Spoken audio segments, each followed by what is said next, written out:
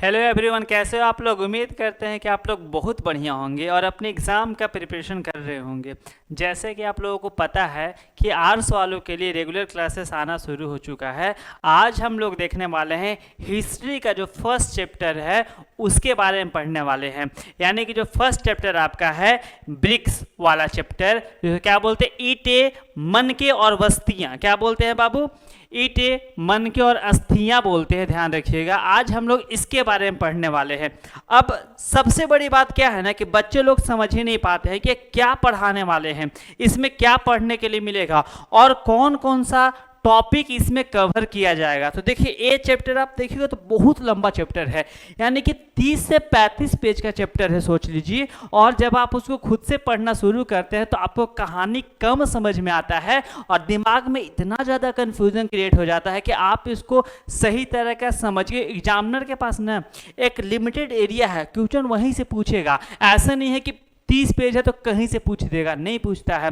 एक limited area को choose करता है जो आपके लिए इंपॉर्टेंट हो, आपके सभ्यता के लिए इंपॉर्टेंट हो, और जिससे आज हम लोग जो चीज़ अडॉप्ट किए हैं ना उसमें जो इफेक्ट पड़ता है, उसमें जो इफेक्ट डालता है, उसी के बारे में पढ़ते हैं। तो आज हम लोग पढ़ने वाले हैं ईंटें, मनके और अस्थियां, और एक एक चीज को समझाएंगे। हड़प्पा सभ्यता, देखिए हम टॉपिक शुरू करने से पहले ना उसके अंदर जो कंटेंट होने वाला है, क्या क्या पढ़ने वाले हो, सारा चीज समझते हैं। देखिए है क्या हड़प्पा सभ्यता।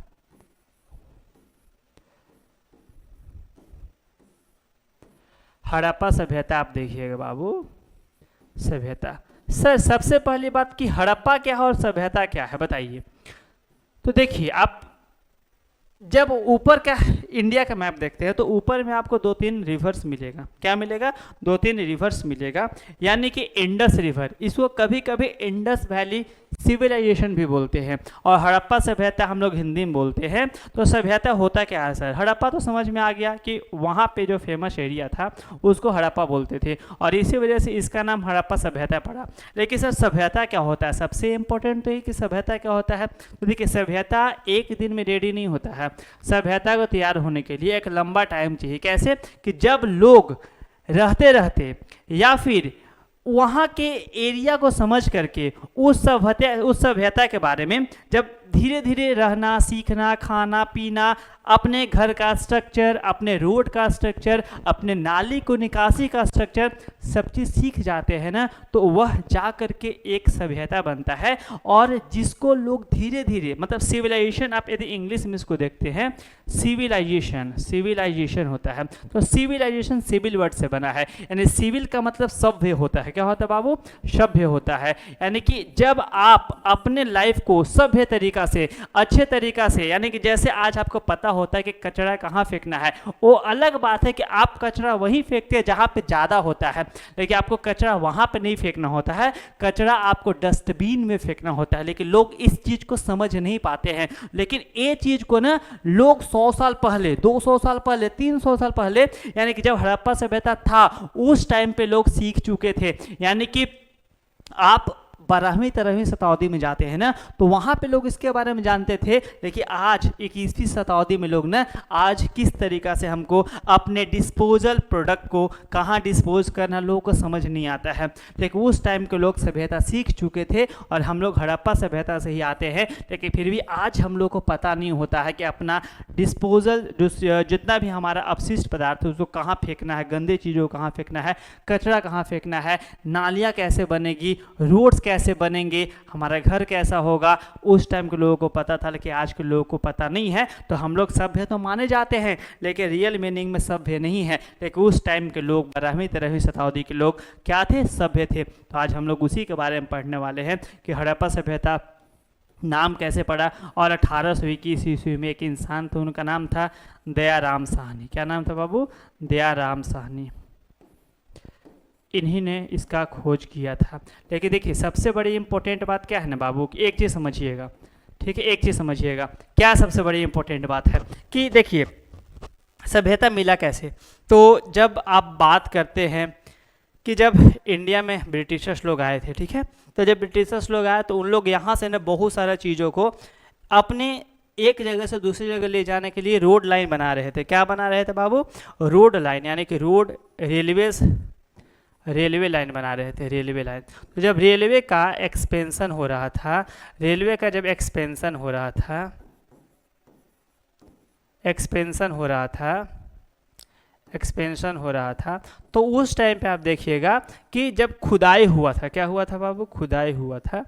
तो ये खुदाई मेनली जो आज के टाइम पे पाकिस्तान है और जो इंडिया का बॉर्डर है, यानी कि जो इंडिया का पाकिस्तान वाला जो रीजन है, जैसे कि आपका हो गया, क्या बोलते हैं, राजस्थान हो गया, राजस्थान हो गया, और क्या था बाबू, तो आपका गुजरात हो गया, गुजरात हो गया, कुछ महाराष्ट्र का रीजन था बाबू, ये सब रीजन इंडिया में था, और पाकिस्तान में था पंजाब, पंजाब क्यों भूल रहे हैं हम लोग, पंजाब, ये सब रीजन था।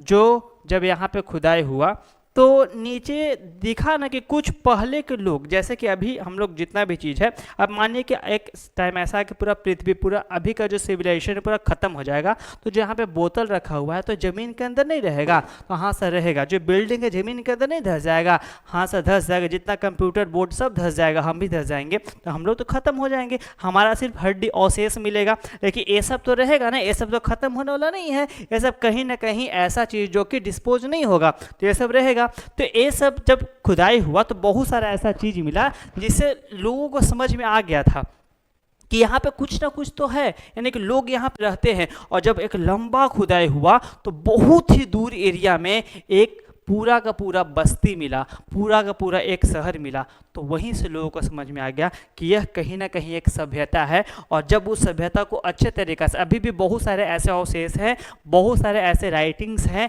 जिसके बारे में आज तक नहीं पढ़ा जा चुका है, लेकिन फिर भी बहुत सारे चीज़ों को देखने के बाद पता चला कि वहाँ के लोग सिविलाइज थे और किस तरीक़ा से अपना जीवन यापन करते थे, उनका मुख्य उद्देश्य क्या था, उन लोग क्या खाते थे, क्या उन लोग पूजा करते थे, कैसा कपड़ा पहनते थे, उनका घर कैसा होता था, गरीब लोग थे, अमीर लोग थे, सब लोग एक जैसे थे कि अलग अलग थे, उस सारे चीज़ों के बारे में यही सबसे जानकारी मिला। खुदाई से मिले गए जितना भी प्रोडक्ट था वो सब चीज़ों से लोगों को समझ में आना शुरू हुआ। तो यहाँ तक समझ में आ गया हो कि आखिर हम लोग क्या पढ़ने वाले हैं, कि ईंटे के बारे में, यानी कि उस टाइम के लोग सोचिए ना, ईंटे के बारे में जानते थे, यानी कि अपना जो घर बनाते थे वह ईंटों से ही बनाते थे और मिट्टी का ऊपर से लेप लगाते थे। जो भी हम लोग प्लस्तारा करते हैं ना, तो हम लोग मेनली ईंटे और मिट्टी का इस्तेमाल करता था।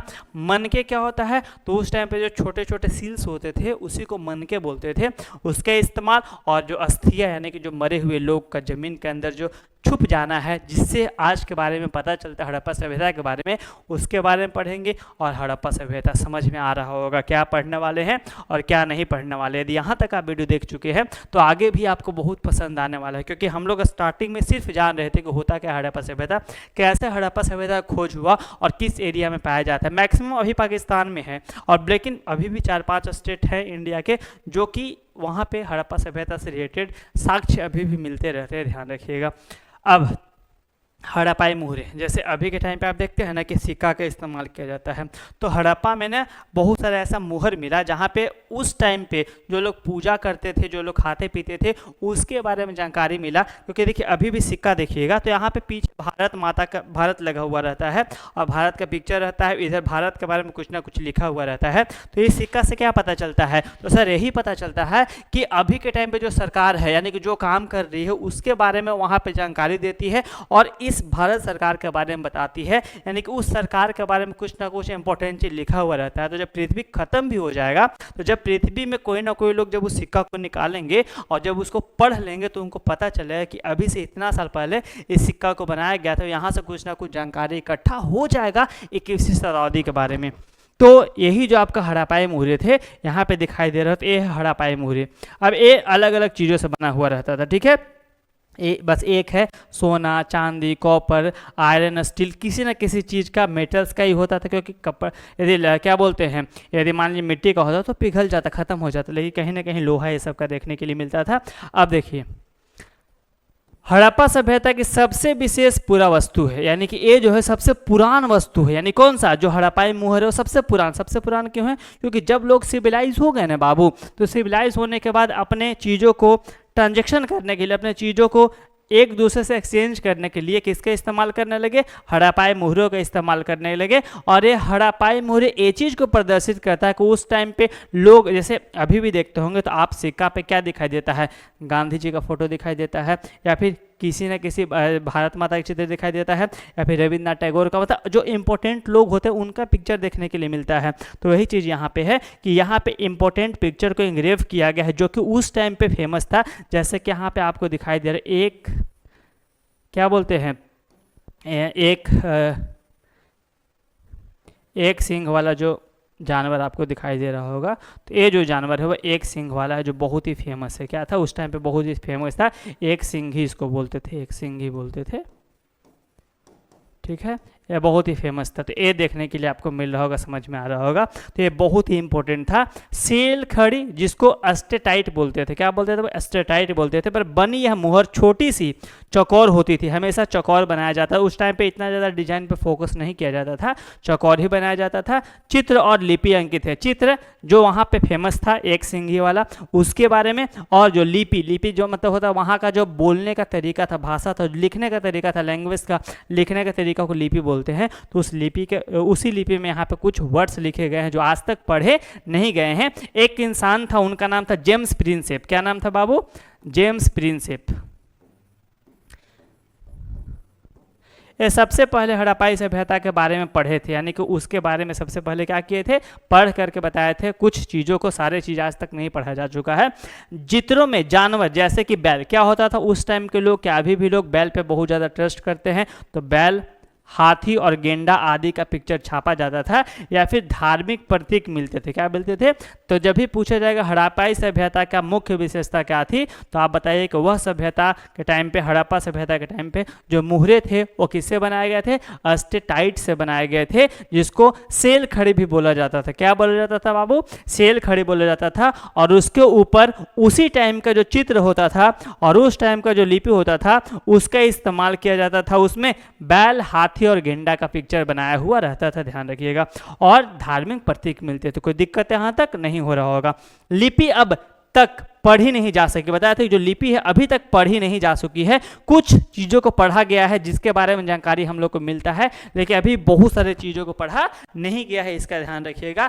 यह हमें हड़प्पा सभ्यता के जीवन, विश्वास, व्यापार और संस्कृति की जानकारी देता है। तो ये क्या दिखाता है कि उस टाइम का जीवन कैसा था, लोग किस पे ज़्यादा विश्वास करते थे, ट्रस्ट करते थे, और उस टाइम का व्यापार यानी कि उस टाइम पे लोग ट्रेड कैसे करते थे, और वहाँ का संस्कृति यानी कि कल्चर कैसा था, उसके बारे में पता चलता है। किससे, तो सिर्फ एक मुहर से। क्योंकि आपको लोग सर एक मुहर से कैसे पता चलता है, तो मुहर पे जो चीज छापा हुआ रहता है ना, उससे उस चीज का ओरिजिन समझ में आता है कि यह क्यों बनाया गया था, इसके पीछे का मकसद क्या होगा। जैसे कि अभी आप यहाँ पे एक बुक देखिएगा, इसमें भगत सिंह का बुक है, तो आपको क्या समझ में आ रहा है कि भगत सिंह का बुक है, इसका मतलब हमको पसंद होंगे तब तो रखे हुए हैं। तो हाँ सर, आपको पसंद होगा तब आपके पास है, यानी कि एक कोई ना कोई इंपॉर्टेंट काम किए होंगे। तो इससे कहीं ना कहीं हमारे समाज के बारे में पता चलता है, हमारे कल्चर के बारे में पता चलता है, हमको क्या पसंद है उसके बारे में पता चलता है। तो ये चीज़ आपको समझ में आ रहा होगा, ठीक है। तो हड़प्पाई मोहरे की विशेषता समझा दिए। और भी उपकरण इस्तेमाल करते थे, जैसे कि ये आपको दिखाई दे रहा होगा, ऐसा एक उपकरण है, ऐसा। तो अलग अलग टाइप के उपकरण का इस्तेमाल अलग अलग चीज़ों में किया जाता था। ये तो लकड़ी से बनाया हुआ रहता था, या फिर पत्थर से बनाया हुआ रहता था, या फिर मिट्टी को पका करके बनाया जाता था। उस टाइम के लोग सभ्य थे, बता चुके हैं, तो लोगों के पास नॉलेज था कि किस तरीका से बनाना है। और भी मन के वाट और फलक देखने के लिए आपको मिलेगा, जो अलग अलग मेटल्स या फिर अलग अलग स्टोन से, पत्थर से बनाए जाते थे, जो कि बहुत ही सुंदर तरीका से इसको बनाया जाता था, ठीक है। आगे देखिए, शर्तें, स्थान और समय, यानी कि हड़प्पा सभ्यता को सिंधु घाटी सभ्यता ही बोलते हैं, क्योंकि बताया था ना कि इंडस वैली सिविलाइजेशन इसलिए बोला जाता है क्योंकि जब आप ऊपर देखिएगा तो आपको 2-3 रिवर मिलेगा। हड़प्पा रिवर सबसे बड़ा रिवर है, सिंधु हो गया, उसी को बोला जाता है, और आपको 3-4 रिवर, जैसे 3-4 और रिवर इंपॉर्टेंट मिले। गंगा रिवर हो गया, ब्रह्मपुत्र वहीं से सारा निकलता है, और जो छोटे छोटे रिवर है जो कि मेनली पाकिस्तान में जाकर के मिल जाते हैं, रावी, ब्यास, सतलज। क्या बोले, रावी, ब्यास, सतलज, याद रखिएगा। रावी, रावी दिख रहा है जी, ब्यास और सतलज, ये सब छोटे छोटे रिवर थे, ठीक है। लेकिन जो सबसे बड़ा रिवर था कौन सा रिवर था, तो आपका सिंधु रिवर भी इसको बोलते थे, और इंडस भी बोलते थे। क्या बोलते थे बाबू? इंडस। इसी को इंडस बोला जाता था। तो इसीलिए इसको इंडस वैली सिविलाइजेशन पड़ा, क्योंकि इंडस रिवर के किनारे लोग बसे हुए थे। अभी जो हम लोग है उसको गंगा सभ्यता बोला जाता है, गंगा यमुना सभ्यता। क्या बोला जाता है? क्योंकि हम लोग गंगा यमुना पे बहुत ज़्यादा डिपेंडेंट थे। तो उस टाइम पे जितना भी सभ्यता आपको देखने के लिए मिलेगा जो इमर्जेज हुआ था, जैसे मेसोपोटामिया का सभ्यता देखने के लिए मिलेगा, या फिर आपको चीन का सभ्यता देखने के लिए मिलेगा, या फिर आपको ईरानी सभ्यता देखने के लिए मिलेगा, सारा का सारा किसी न किसी रिवर के किनारे ही होता है। तो हम लोग का जो था वो किसके किनारे था? सिंधु घाटी सभ्यता, सिंधु रिवर के किनारे। हड़प्पा सभ्यता भी इसको बोला जाता था, के नाम से भी जाना जाता है। हड़प्पा शब्द उस स्थान के लिए लिया गया है जहाँ सभ्यता की पहली पहचान हुई। यानी कि जब लोग खुदाई करना शुरू किए, तो पता है ना, पाकिस्तान के आसपास के रीजन को जब खुदाई किए तो वहाँ पे एक नदी बहता, हड़प्पा नदी। हड़प्पा जगह इसी वजह से इस पूरे के पूरे सभ्यता का नाम क्या दे दिया गया? हड़प्पा सभ्यता दे दिया गया, क्योंकि हड़प्पा नदी के आसपास पहला पहचान हुआ था। तो इसीलिए इसका नाम हड़प्पा दिया गया। नामकरण कैसे होता है बाबू? तो नामकरण वैसे होता है जैसे आपका नाम पड़ा होगा, तो आपका नाम कैसे पड़ा होगा? या तो आपके लक्षण से आपका निकनेम पड़ता है, जैसे कि अलग अलग लोगों का नाम अलग अलग दिखेगा। निकनेम का तो बात ही छोड़ दीजिए, ऐसा ऐसा नाम मिल जाएगा इंडिया में ना कि आप सोच नहीं सकते हैं। लेकिन जब बात आता है प्रॉपर नाम का, तो लोग सोच समझ के उसके पिताजी, उसको माताजी, उसके लक्षण के अनुसार से, या फिर उसके जो बिहेवियर है उसके अनुसार से, या फिर अपने मन पसंद के नाम के अनुसार से रखते हैं कि मेरा भी बेटा वैसा बनेगा। ठीक है, अब देखिए तो इसका नामकरण क्यों हुआ था समझ में आ गया। समयकाल 6000 ईस्वी पूर्व से 1300 ईस्वी पूर्व तक, यानी कि इतना पुराना था। और फिर 1300 ईसा पूर्व तक देखने के लिए मिलता है। प्रारंभिक चरण 6000 से 2600 था, स्टार्टिंग में जब मतलब डेवलप्ड हो रहा था। और प्रारंभिक हड़प्पा सभ्यता कहा जाता है, यानी कि जब सभ्यता पूरी तरीका से डेवलप नहीं हुआ था। सभ्यता कैसे बनता है? सपोज कीजिए कि एक जगह लेते हैं, ए रिवर है, ठीक है। ए इंडिया का मैप देख लीजिए, मान लीजिए यहाँ से ऐसे ऐसे बनाते हैं, ठीक है ना। अब इंडिया का मैप, अरे मैप तो हमको नहीं बनाने आता है जी, देखिए, ठीक है ना। कैसे बनाते हैं? चलिए ऐसे ऐसे, चलिए बना लेते हैं। ये है इंडिया का मैप। अब सपोज कीजिए कि यहाँ से एक रवि ऐसे ऐसे रिवर बह रहा है, ठीक है। तो ए रिवर मान लिया हड़प्पा रिवर है। कौन सा रिवर बाबू? इंडस रिवर है। इंडस रिवर है, यानी कि हड़प्पा रिवर है। कौन सा है? हड़प्पा रिवर है। अब सपोज कीजिए कि ये जो हड़प्पा रिवर जब बहना शुरू होगा, क्या शुरू होगा? बहना शुरू होगा। तो ये बहते बहते कहीं ना कहीं तक तो जाएगा। तो जब स्टार्टिंग में लोग आए होंगे तो भैया यहाँ पे तो पानी बह रहा है, और लोगों को सबसे इंपॉर्टेंट पानी चाहिए था, क्योंकि पानी के आसपास जानवर आते थे तो लोग जानवर को मार के खा सकते थे। और पानी के आसपास जंगल होता था, तो यहाँ पे खेती भी कर सकते थे। तो जब इंडस के लोग आए ना, तो यहाँ पे क्या रहना शुरू कर, लोग रहना स्टार्ट कर देते हैं, रहना शुरू कर देते हैं, रहना शुरू कर देते हैं, शुरू कर देते हैं। चलिए, अब जब रहना शुरू कर देते, क्यों करते समझ में आ गया? क्योंकि यहाँ पे क्या क्या मिलेगा? पहला रीजन और दूसरा रीजन। कारण क्या है रहने का? तो पहला रीजन ये है कि यहाँ पे पानी है तो लोग ज़्यादा, यानी कि जानवर ज़्यादा मिलेंगे। तो लोग पहले जानवर ही खाते थे। अभी के लोग तो बोलते हैं कि छी छी, जानवर थोड़ी खाएंगे, दूसरे इंसान को थोड़ी मारेंगे। देखिए, खाना ना खाना वह उस इंसान के ऊपर डिपेंड करता है, इसमें उसका पर्सनल चॉइस होता है। इस पर किसी को कॉमेंट नहीं करना चाहिए, जहाँ तक मेरा मानना है। और बाकी मानना ना मानने से क्या होता है, आपको जो मन करेगा वही कीजिएगा। तो पहले के लोग जानवर ही खाते थे, ठीक है। तो इतना ज़्यादा छी छी करने की जरूरत नहीं है। दूसरा क्या होता है? तो आपका दूसरा चीज़ क्या देखने के लिए मिलेगा? तो जितना भी फल फूल होता है, यानी कि जो प्रोडक्ट निकलते हैं, प्रोडक्शन होते हैं, यानी कि खेती से जो चीज़ मिलता है, यानी कि पेड़ पौधा। खेती से जो चीज़ क्या मिलता है? तो पेड़ पौधा से जो चीज़ मिलता है, पेड़ पौधा हो गया, फसल हो गया, पौधा हो गया और फसल हो गया। इससे जो हम लोग को प्रोडक्शन मिलता है, तो यही हम लोग खाते थे। और कुछ खाते थे तो नहीं सर, इतना ही चीज़ खाते थे, और कुछ नहीं होता है। तो प्लांट बेस्ड होगा या फिर एनिमल बेस्ड होगा, और कुछ तो होगा नहीं। तो इससे जो भी मिलता था लोग खाते थे। तो यहाँ पे बहुत ही परफेक्ट जगह मिलता है, क्योंकि पानी आ रहा होता है तो खेती भी कर सकते हैं, और जंगल रहता है तो छुपने बचने का स्थान भी रहता है, और जानवर भी अच्छे खासे मिलते हैं, तो उसको मार करके खा भी सकता है। तो लोग धीरे धीरे यहाँ पे डेवलप्ड होना शुरू हुए। तो 6000 से लेकर के 2300 ईस्वी तक का बात करते हैं, तो वहाँ पे लोग क्या होना, 2600 ईस्वी तक का बात करते हैं, तो वहाँ पे लोग, हाँ 2600 ईस्वी तक का बात करते हैं, तो वहाँ पे लोग क्या करते हैं? प्रारंभिक इंडस वैली सिविलाइजेशन, यानी कि प्रारंभिक हड़प्पा सभ्यता था। तो आपसे जब पूछा जाएगा कि प्रारंभिक हड़प्पा सभ्यता, क्या बोले? पहला चीज प्रारंभिक हड़प्पा सभ्यता। देखिए एक एक चीज़ याद रखते चलिएगा बाबू, ना तो फिर लास्ट में आपको जो कन्फ्यूज़न होगा ना वो आप सोच भी नहीं सकते, क्योंकि देखिए बहुत सारे टीचर आपको पूरा चीज़ तो समझाएंगे नहीं, क्योंकि उनको भी पता कि यदि पूरा चीज़ समझाते हैं तो बच्चा लोग तो कोई पढ़ेगा नहीं, ठीक है ना। लेकिन अपना मेहनत क्यों बर्बाद करें, कि हम ऐसा नहीं चाहते, हम चाहते हैं कि आप पढ़ लें, क्योंकि यदि आप एक बार पढ़ लेते हैं तो आपको कोई भी कंफ्यूजन नहीं होगा अभी से लेकर के लास्ट तक। तो हम चाहते हैं कि पूरा आपको कंप्लीट करवाया जाए, एक एक चीज़ पे ध्यान देते हैं। तो 6000 से लेकर के 2600 तक प्रारंभिक सभ्यता था, यानी कि उस टाइम पे लोग सीख रहे थे कि करना क्या है, कैसे करना है, और धीरे धीरे लोग बढ़ रहे थे, परिपक्व हो रहे थे। जैसे कि जब मोबाइल आया था तो लोगों को इस्तेमाल उतना अच्छे से नहीं आता था, फिर धीरे धीरे लोग सीख गए। हमारी मम्मी भी मोबाइल चलाना नहीं जानती थी, अब मम्मी भी फ़ोन कर लेती, मम्मी फ़ोन उठा लेती है, तो कहीं ना कहीं लोग धीरे धीरे सीखना शुरू कर देते हैं। तो वही चीज़ यहाँ पे किया गया है कि लोग सीखना शुरू हुए।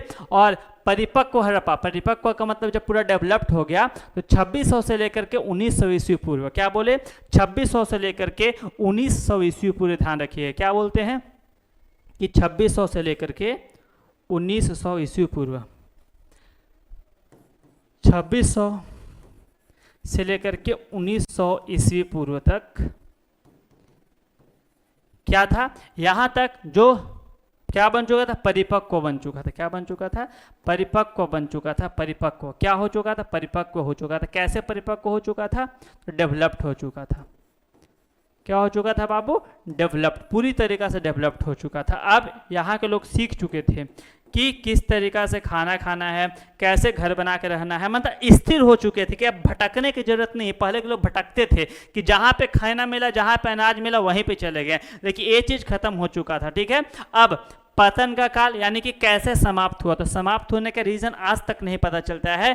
जैसे आप एक ऋतिक रोशन का मूवी देखे होंगे हड़प्पा नाम से, तो उस मूवी में दिखाया गया है कि पानी आने से, बाढ़ आने से वहाँ पे लोग का ख़त्म हो गया था। तो अलग अलग आपको व्यू पॉइंट देखने के लिए मिले। कुछ लोगों का मानना है जल के ख़त्म हो गया था, कुछ लोगों का मानना है भूकंप आने से ख़त्म हो गया था। एक जो सबसे ज़्यादा मात्रा में लोग सपोर्ट करते हैं वही सपोर्ट करते हैं कि पतन होने का कारण था कि या तो सूखा पड़ गया था या फिर बाढ़ आने से सारे लोग खत्म हो गए थे, दह गए थे। तो ये सब कुछ ना कुछ इफेक्ट देखने, कुछ ना कुछ थ्योरीज देखने के लिए मिलता है। लेकिन जो पतन का काल था वो 1900 ईस्वी पूर्व से लेकर के 1300 ईस्वी पूर्व तक उत्तर हड़प्पा काल, यानी कि जो कि पूरी तरीका से खत्म हो चुका था, ध्यान रखिएगा। हड़प्पा सभ्यता के प्रमुख स्थल कौन कौन से, ध्यान रख, सबसे इंपॉर्टेंट तो यही है बाबू, ये कि जो इंपॉर्टेंट बता रहे हैं, जो लिख रहे हैं ना, उसको शॉर्ट नोट्स में बनाते चलिएगा, क्योंकि ऐसे भी आपको बता चुके हैं कि शॉर्ट नोट्स नहीं बनाइएगा बाबू तो लास्ट में आप ही को दिक्कत होना है, क्योंकि लास्ट में इतना चीज़ कोई समझाने पढ़ाने वाला नहीं है। तो आप अभी से करते चले कि कोई दिक्कत ना हो। और सारा डेमो वीडियो प्रोवाइड करवाया जा रहा है कि ऐप पे कैसे कितना आराम से, अभी तो ठीक है यहाँ पे तो थोड़ा सा फास्ट भी हो जाएगा, चाहे थोड़ा सा कुछ ना कुछ छूट जाएगा, लेकिन वहाँ पे ऐसा कुछ नहीं होने वाला है। आपको हर एक चीज़ को बहुत ही बेहतरीन तरीका से समझाया जाएगा, इसीलिए बोलते हैं बैच ले लीजिए बाबू। हड़प्पा एक जगह हो गया, दूसरा मोहनजोदारो, इसी से नाम से मूवी आया था। तीसरा धौलावीरा, लोथल, ये सब जो है ना बाबू, धौलावीरा लोथल हो गया। ये सब मेनली आपको ऐसा जगह है जहाँ से मेनली क्या होता था, तो ट्रेड होता था। क्या होता था, ट्रेड समुद्र के थ्रू, क्योंकि ये समुद्र के किनारे है, किसी किनारे है, तो यहाँ पे पोर्ट्स होता था, बंदरगाह, यानी कि ये सब है बंदरगाह रीजन, ये सब क्या है, बंदरगाह। यहाँ पे क्या होता था, बंदरगाह। और पहले आपको भी पता था जहाज था नहीं सर, सीप ही था, तो बंदरगाह के थ्रू ही मेनली बाहर या फिर यहाँ पे आता था जो भी इम्पोर्टेंट चीज़ होते थे। कालीबंगा, राखीगढ़ी, बनवाली, चनहुद्रो, सुर कोटदा आदि, ये सब सारा का सारा चीज़ देखने के लिए मिलेगा, जो कि इम्पोर्टेंट हड़प्पा सभ्यता स्थल है। हड़प्पा, मोहनजोदारो, धौलावीरा, लोथल, कालीबंगा, राखीगढ़ी, बनवाली, चनहुद्रो और सुरकोटदा, इतना याद रखिएगा नाम कि ये सब इंपॉर्टेंट जगह थे जो कि हड़प्पा सभ्यता में देखने के लिए मिलता है। कोई दिक्कत यहाँ तक नहीं सर, कोई परेशानी, कोई दिक्कत नहीं है। ये हड़प्पा सभ्यता यानी सिंधु घाटी सभ्यता का पूरा मैप दिखाई दे रहा होगा। एक बार आपको जूम करके दिखा देते हैं, ज़्यादा समझ में आएगा आपको, ठीक है। चलिए देखिए, ऊपर से रिवर आ रहा है, क्या बोले, ऊपर से रिवर आ रहा है। देखिए यहाँ पे झेलम रिवर है, यहाँ पे चिनाव, झेलम, चिनाव, रावी, ठीक है, सिंधु और सतलज। देखिए सारा रिवर कहाँ आके मिल रहा है सर, सारा रिवर तो एक ही जगह आके मिल रहा है, जितना भी रिवर है सारा का सारा रिवर एक नदी में मिल रहा है, उसका नाम सिंधु हो जा रहा है, इसीलिए तो इसका नाम सिंधु घाटी से बहता पड़ा था। आ गया समझ में कि नहीं आया? तो हाँ सर समझ में आ गया, क्योंकि जितना भी छोटे छोटे रिवर था यहाँ पे आकर के एक ही नाम बना देता है सिंधु, और इसी के आसपास लोग बसे थे, इसी वजह से इसको सिंधु घाटी सभ्यता बोलते हैं। यहाँ पे मोहनजोदारो है, यहाँ पे सूतका गंडोर है जिसको सूतकोटदा भी बोलते हैं, अमरी, बालाकोट, चनहुद्रो, ठीक है, कंठदीजी, गोवेसवाला, हड़प्पा, बनवाली, कालीबंगा, मिथातल और राखीगढ़, ये सब उसका यहाँ पे मांदा है, धौलावीरा, ये सब लोथल, रंगपुर, सारे के सारे क्या है? तो ये जो पूरा पूरा रिवर्स आपको देखने के लिए मिलेगा, उसके आसपास का जो रीजन है उसी को हम लोग क्या बोलते हैं बाबू? तो हड़प्पा सभ्यता बोलते हैं। और हड़प्पा सभ्यता कहाँ फैला हुआ समझ में आ गया कि मेनली जो हड़प्पा रिवर के आसपास है वहीं पे देखने के लिए मिलेगा। इसका मैक्सिमम जो एरिया है वह पाकिस्तान में है, और उसके बाद जो कुछ एरिया है वह इंडिया के यानी कि 4-5 स्टेट में आपको देखने के लिए मिलेगा। यहाँ तक समझ में आ गया हो? कोई दिक्कत आपको है तो बताइए, और नहीं है तो आगे बढ़ते हैं, ठीक है।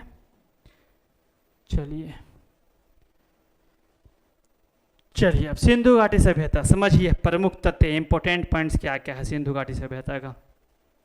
अंग्रेजों में बीसी, हिंदी में ईसा पूर्व बोलते हैं, कहता था क्या बिफोर क्राइस्ट, यानी कि ईसा पूर्व से पहले, जब ईसा जी का जन्म हो तो उससे पहले का बात है। ये सब आपको कहीं ना कहीं समझना चाहिए बाबू, इतने इजी पॉइंट है ना, इसमें कन्फ्यूजन नहीं होना चाहिए आपको, ठीक है ना। और कन्फ्यूजन होगा तब कमेंट करके बताएंगे सर इसमें भी कन्फ्यूजन है, क्योंकि इतना इजी चीज़ को यदि आप नहीं समझते हैं तो फिर आप क्या समझिएगा बताइए।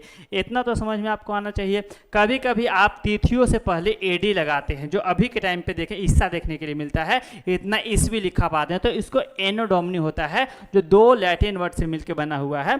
सिंधु सभ्यता का काल कब से कब था बता चुके हैं। मेनली जब स्टार्ट हो रहा था तो उस टाइम पे तो उतना फेमस नहीं था ना, तो नहीं से उस टाइम पे उतना फेमस नहीं था, लेकिन 2600 ईस्वी से 1900 ईस्वी तक बहुत फेमस था, और यही तो मेन काल था सिंधु घाटी सभ्यता का। ध्यान रखिएगा, सी अक्षरों का प्रयोग कॉमन एरा तथा बीसी का बिफोर कॉमन एरा के लिए होता है। सिंधु सभ्यता के प्रमुख स्थल हड़प्पा, मोहनजोदाड़ो, धौलावीरा, लोथल, राखीगढ़ी, कालीबंगा जो पहले बता चुके वही यहाँ पे देखने के लिए मिलेगा। ये सब प्रमुख स्थल है। देखिए विद्या केंद्र के पूरा का पूरा जानकारी ले सकते हैं। सिर्फ 1499 में आपको मैथ पढ़ाया जाएगा, फिजिक्स, केमिस्ट्री, बायोलॉजी, इकोनॉमिक्स और इंग्लिश, पूरा चैप्टर आपको दे दिया जाएगा। वहाँ पे आप पढ़ सकते हैं, कोई दिक्कत आपको परेशानी नहीं होने वाला है। जितना भी बच्चे आर्ट्स वाले हैं वो सिर्फ 999 में, याद रखिएगा सिर्फ कितना में, तो 999 रुपीज़ में आप क्या कर सकते हैं, तो पूरा का पूरा आर्ट्स पढ़ सकते हैं, वो भी मेरे से। हिस्ट्री, ज्योग्राफी, इकोनॉमिक्स, इंग्लिश और पॉलिटिकल साइंस, आपको पता है कि कितना बेहतरीन आपको कंटेंट मेरे द्वारा दिया जाता है।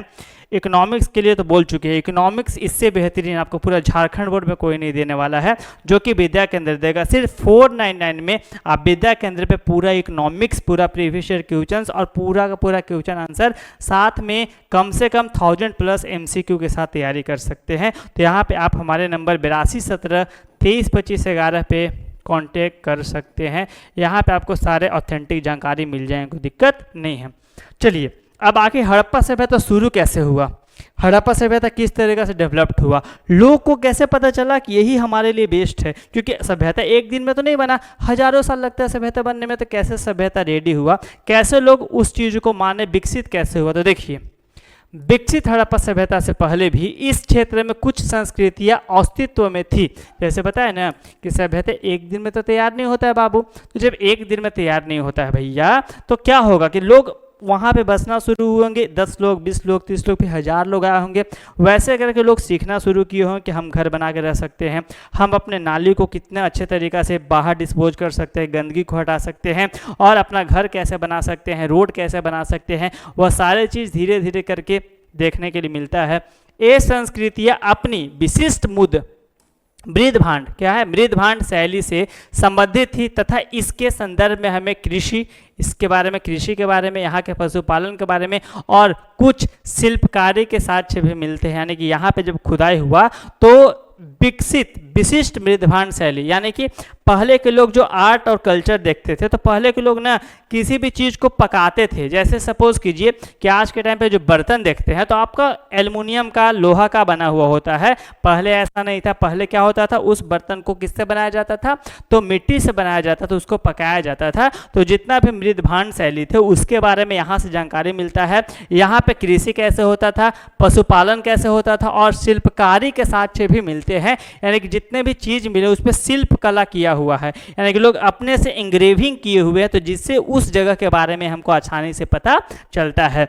बस्तियां आमतौर पर छोटी होती थी। जैसे अभी के टाइम पे आप देखते हैं ना कि शहर बहुत ज़्यादा क्राउडेड होता है और गांव छोटा छोटा होता था। तो उस टाइम पे जो इस टाइम के हड़प्पा सभ्यता के जो छोटे छोटे गांव थे वह आमतौर पे बस्तियां छोटी होती थी और इसमें बड़े आकार की संरचनाएं लगभग न के बराबर होती थी। जैसे आप बहुत बड़े बड़े मेंशन घर देखते हैं, वो उस टाइम पे देखने के लिए नहीं मिलता था, क्योंकि लोग अपने ज़रूरत के अनुसार से इस्तेमाल करते थे अपने नेचर को। उस टाइम पे सोचिए, अभी के टाइम पे नेचर इतना कम है तो लोग को लगता है कि भाई पूरा जंगल मेरा, पूरा शहर मेरा। लेकिन उस टाइम पे ऐसा नहीं था। उस टाइम पे लोगों के पास इतना चीज़ था, फिर भी लोग उतना ही लेते थे नेचर से जितना उनके लिए ज़रूरत होता था, जिनका उनके लिए इस्तेमाल किया जाना होता था। हाल ही में पुरातात्विक साक्ष्य 7000 ईस्वी पूर्व के शुरुआत कृषक समुदायों से हड़प्पा संस्कृति के उद्भव का संकेत देते हैं। यानी कि जब पुरातात्विक साक्ष्य के बारे में पढ़ना शुरू किए, जितना भी हिस्टोरियंस थे उसके बारे में पढ़ना, जानकारी इकट्ठा शुरू किए, तो उस टाइम के जो कृषक समुदाय थे, जो कि मेनली अभी भी देखिएगा ना कि इंडिया का मैक्सिमम सभ्यता क्या करती है, मैक्सिमम जो लोग है वो कृषि पर डिपेंडेंट है और बिना कृषि के तो आपका पैसा धरा का धरा रह जाएगा। तो उस टाइम के जो कृषक समुदाय थे उसके बारे में जानकारी मिलता है।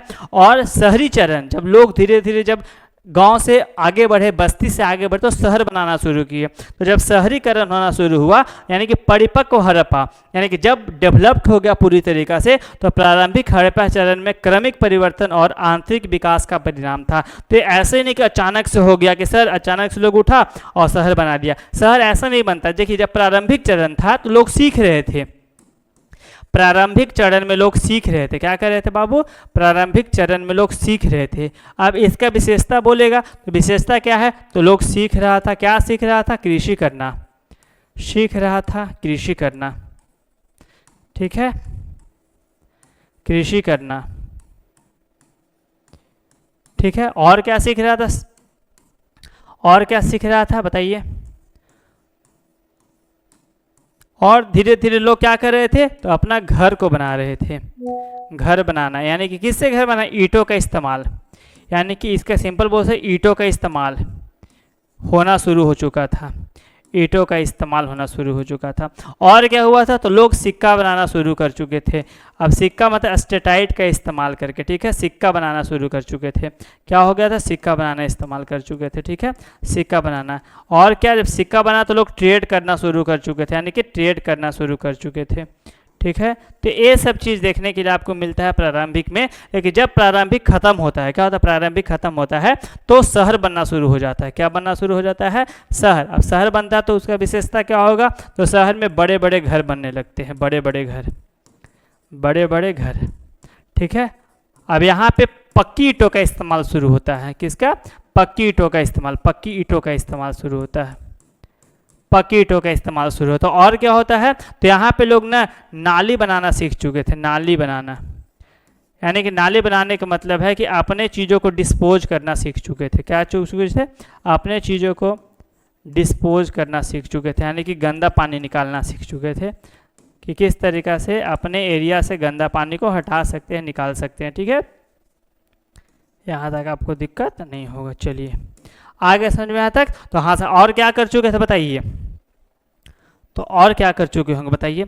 और वहाँ के जो लोग थे वह और क्या कर? रोड बनाना। रोड चौकोर बनाते थे। कैसे बनाते? चौकोर, जो कि 90 डिग्री पे कट करती थी।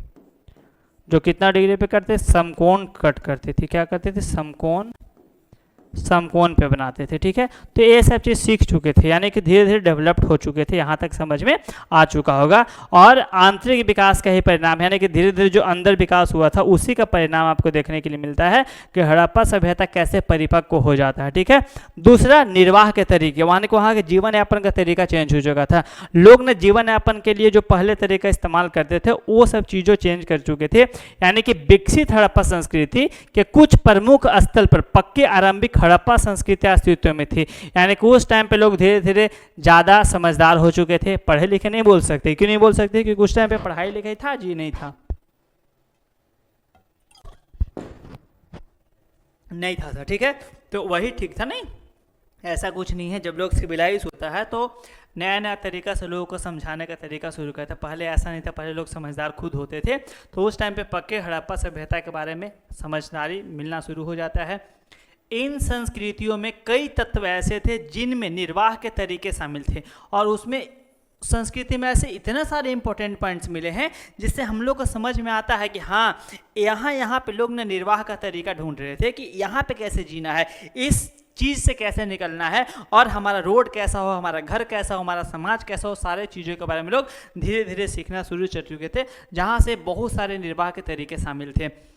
समान था हड़प्पा संस्कृति के निवासी पेड़ पौधे से प्राप्त उत्पाद और जानवरों जिन्हें मछली भी शामिल था भोजन करते थे। तो याद रखिएगा, जो वहाँ के लोग थे बता चुके कि पेड़ पौधा से जितना भी चीज़ मिलता था, स्टार्टिंग में ही पढ़ चुके थे, उसके द्वारा जो भी चीज़ इनको अवेलेबल होता था वो खाते थे।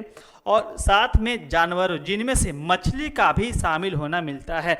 जानवर जैसे कि जितना भी भेड़ बकरी है वो सब खाते थे, ठीक है ना, यानी कि जो भी उनके लिए इंपॉर्टेंट लगता था, हिरन ऐसे भी खाते थे, और मछली का भी आपको देखने के लिए मिलता है जो कि भोजन के रूप में शामिल है।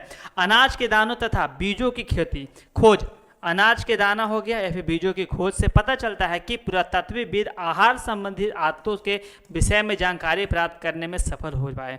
यानी कि वहाँ के लोग, जब वहाँ का खुदाई हुआ तो बहुत सारा बीज मिला, जिससे समझ में आया कि वहाँ के लोग ने बीज के बारे में जानते थे, खेती के बारे में जानते थे, और इसका भी इस्तेमाल करते थे। क्योंकि जब आगे पढ़ेंगे हड़प्पा सभ्यता के बारे में तो वहाँ पे ना बीज को रखने के लिए एक बड़ा बड़ा बिल्डिंग बनाया जाता था, संग्रहालय जिसको बोलते थे, तो वहाँ पर भी अनाज को संग्रहित करके रखा जाता था। अध्ययन पूरा वनस्पतिक करते थे, जो प्राचीन वनस्पति के अध्ययन पर केंद्रित था। और वहाँ के लोग पढ़ाई क्या करते थे, तो उस टाइप के जो पुरातात्विक लोग थे, तो जो वनस्पति विज्ञान था, यानी कि हम जंगल से कौन कौन सा औषधि इस्तेमाल कर सकते हैं अपने जीवन यापन के लिए, तबीयत खराब हो, चाहे जड़ी बूटी के रूप में इस्तेमाल कर सकते हैं अपने बॉडी को हील करने के लिए, तो ये सब चीज़ का पढ़ाई में ये सब चीज़ का अध्ययन उन लोग किया करते थे, ध्यान रखिएगा। ठीक है, जैसे अभी आप देखते हैं डॉक्टर लोग बनता है, तो उस टाइम पर डॉक्टर वही लोग थे, ठीक है, जो कि जंगलों के जो जड़ी बूटी होता था उसका इस्तेमाल करके लोगों को ठीक करने का काम करते थे, लोगों को सही करने का काम करते थे, ध्यान रखिएगा, उसी का इस्तेमाल किया जाता था। उन लोग अपने जीवन को ठीक करने के लिए उसी का अध्ययन किया जाता था। हड़प्पा की बस्तियाँ, अब देखिए स्टार्टिंग में देखिए लोग कैसे सीखे, सीखने के बाद लोग किस तरीके से अध्ययन करना शुरू किए, कृषि करना शुरू किए, जानवरों को पालना खाना शुरू किए। लेकिन अब धीरे धीरे लोग ना बस्ती बनाना शुरू किया, यानी कि एक जैसे लोग जिनका कल्चर एक जैसा था, जो उनको लगता था कि भैया हम लोग एक ही जैसा है ना, हम लोग खाना पीने एक, हम लोग दिखते एक जैसा है, तो एक ही जगह क्यों नहीं रहते हैं। तो धीरे धीरे हड़प्पा का बस्ती बनना शुरू हुआ, डेवलप्ड होना शुरू हुआ। तो अब तक भारतीय उपमहाद्वीप में 2000 से अधिक हड़प्पा पुरातात्विक स्थल खोजे जा चुके हैं। यानी कि अभी बात करें भारतीय उपमहाद्वीप में 2000 प्लस ऐसे जगह मिले हैं जो कि हड़प्पा सभ्यता के साक्ष्य के बारे में बताता है। और अधिकांश स्थल सिंधु और सरस्वती नदी घाटियों के बीच स्थित है। और जितना भी स्थल वो कहाँ पे है, तो सिंधु और सरस्वती, अभी तो सरस्वती नदी खत्म ही हो चुका, विलुप्त हो चुका है, लेकिन उस टाइम पे इंडस रिवर जो था, सिंधु रिवर और जो आपका सरस्वती रिवर था, उसके बीच के कम से कम 2000 ऐसे जगह मिले हैं जो कि हड़प्पा सभ्यता के साक्ष्य के बारे में हम लोग को जानकारी देते हैं। और तब हम लोग बता पाते हैं कि यह एक छोटा मोटा सभ्यता नहीं था, एक पुराना बहुत ही बड़ा सभ्यता के रूप में माना जाता है, ध्यान रखिएगा। ठीक है, लगभग 2 से 2/3 मतलब जितना भी बस्ती मिला है उसका 2/3 पार्ट बस्तियाँ सरस्वती बेसिन में है, जो इसके अत्यधिक महत्व को दर्शाती है। और सरस्वती बेसिन में जो कि सबसे ज़्यादा महत्वपूर्ण एरिया के रूप में माना जाता है। 5 प्रमुख शहर की पहचान की गई। ये है जो सबसे इम्पोर्टेंट शहर है, उसका नाम है राखीगढ़ी, मोहनजोदाड़ो, हड़प्पा, धौलाबेड़ा और गनबेरीवाल, ये 5 ऐसे जगह हैं जो कि बहुत इंपॉर्टेंट है और ये 5 जगह जिसका पहचान किया जा चुका है, जिसके बारे में ज़्यादा जानकारी लोगों को दिया जा चुका है। शेष विभिन्न श्रेणियों जैसे कि क्षेत्रीय केंद्र, कृषि गांव, बंदरगाह और विनिर्माण केंद्र है। बाकी जो जगह है बताए थे ना, ये कुछ क्षेत्रीय केंद्र है। जहाँ पे क्षेत्रीय केंद्र का मतलब हुआ कि जहाँ पे लोग, क्षेत्रीय केंद्र का मतलब क्या हुआ बताइए? क्षेत्रीय केंद्र ऐसे लोग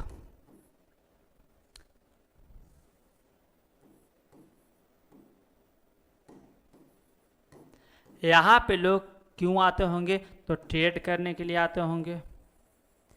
यहाँ पे लोग क्यों आते होंगे? तो बिजनेसेस के लिए, ट्रेड के लिए और भी किसी चीज़ के एक्सचेंज के लिए आते होंगे। ठीक है, तो ये इसीलिए फेमस था, या फिर लोग अपने अनाज को बेचने, जमा करने, इस सब चीज़ों के लिए आते होंगे। जहाँ पे केंद्र का मतलब क्या होता है? जहाँ पे लोग जमा होते हैं, शामिल होते हैं। तो यहाँ पे बहुत ही इंपॉर्टेंट केंद्र देखने के लिए मिलेगा। साथ में कृषि गाँव जहाँ पे ज़्यादा खेती होता है वो देखने के लिए मिलेगा। बंदरगाह जहाँ से एक सामान को दूसरे जगह भेजा जाता था वो देखने के लिए मिलेगा। और विनिर्माण केंद्र भी देखने के लिए मिलेगा, याद रखिएगा। तो इतना सारा इंपॉर्टेंट जगह आपको हड़प्पा सभ्यता में देखने के लिए मिलता है, जो अलग अलग कामों के लिए जाना जाता था। अभी भी देखिएगा तो एक स्टेट, एक शहर में ऐसे कितने जगह होते हैं जहाँ पे लोग अलग अलग कामों के लिए जाते हैं। जैसे सपोज कीजिए कि झारखंड का बात करें तो झारखंड में बहुत सारा राजधानी आपको मिलेगा, जैसे कि दुमका भी है, एक रांची भी है। तो अब ऐसा क्यों है? क्योंकि देखिए अलग अलग राजधानी बनाया जाता है अलग अलग चीज़ों को डेवलप करने के लिए, और कभी कभी राजधानी को चेंज भी किया जाता है। जैसे आपको रांची क्यों आते हैं? बहुत सारे लोगों को गाड़ी, बड़ा बड़ा जब गाड़ी लेना होता है तो वह उनके शहर में अवेलेबल नहीं होता है, तो वह रांची आता है। रांची पर उनको हर एक टाइप का गाड़ी मिल जाएगा। तो वही केंद्र है, इसको हम लोग एक केंद्र बोलेंगे क्योंकि यहाँ पे आप हर एक चीज़ को अवेलेबिलिटी हो जाता है। तो उसी के जैसा उस टाइम पे भी अलग अलग केंद्र थे जहाँ पे अलग अलग काम किए जाते थे और अलग अलग चीज़ों को बेचा खरीदा जाता था। ठीक है, देखिए आर्थिक हड़प्पा संस्कृति स्थल का वितरण है। आमरीनाल, दावन, कोटदीजी, सिंधु और शिशवाल, ये सब इंपॉर्टेंट जगह है जहाँ पे लोग मेनली क्या करते थे। और देखिए यही ऐसा जगह जहाँ पे लोग सब एक ही जगह आते थे, यानी कि ये सब बहुत छोटे छोटे बस्ती थे। तो बहुत छोटे छोटे बस्ती है, यहाँ पे पूरा भरे हुए रहते थे। यहाँ पे ज़्यादा लोग आपको देखने के लिए मिलेंगे। ईंटें, मनके तथा अधिष्ठान क्या है? देखिए हड़प्पा सभ्यता में अनाज के दानों, क्या क्या अनाज, कभी कभी पूछा जाता है कि अनाज का दाना तो मिला था, लोग खाते पीते थे, लेकिन क्या खाते थे? तो आपको 4-5 चीज़ का नाम है। गेहूं, जौ, चावल, तिल और सरसों। क्या बोले? गेहूं,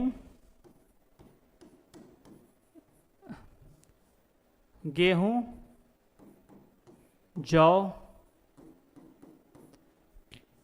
क्या लिखा रहा है जी आज? जौ, चावल, तिल, सरसों, ये सब चीज़ आपको खाने के रूप में ज़्यादा इस्तेमाल किया जाता था हड़प्पा सभ्यता के टाइम पे। तो आपको गेहूँ, जौ, चावल, और जौ तो बहुत इंपॉर्टेंट है, तिल और सरसों का इस्तेमाल भी मिला है। बाजरे के दानों गुजरात के स्थलों से प्राप्त हुए। बाजरा का दाना पूछा जाए कहाँ से प्राप्त हुआ है, तो गुजरात से प्राप्त हुआ है। चावल के दाने अपेक्षाकृत कम मिले हैं, चावल का इस्तेमाल कम मिला है, ज़्यादा जौ का मिला होगा, क्योंकि उस टाइम पे जौ का बहुत महत्वपूर्ण था, जौ ज़्यादा इस्तेमाल है। बहुत सारे लोगों को तो पता भी नहीं जौ क्या होता है सर, और हम लिटरली सच में बता रहे हैं कि बहुत सारे लोगों को नहीं पता होगा। जौ भी एक गेहूं की जैसा ही अनाज है, लेकिन ये उससे डिफरेंट होता है, ध्यान रखिएगा। ठीक है, अब अस्तों से प्राप्त हुआ। चावल के दानों पर कम है, चावल बहुत ही कम मात्रा में मिला है। हड़प्पा सभ्यता से मनके की हड्डियाँ, यानी कि में मवेशियाँ, भेड़, मवेशिया का मतलब क्या होता है बताइए? जानवर। भेड़, बकरी, भैंस, सूअर की हड्डियाँ शामिल है। यानी कि जो मनके क्या होता है बताइए? जो छोटे छोटे दाना होता है, जो छोटे छोटे दाना होता है, सब माला बनाए, मन के बनाए, तो जो छोटे छोटे दाना होता है वह किसका बना हुआ था?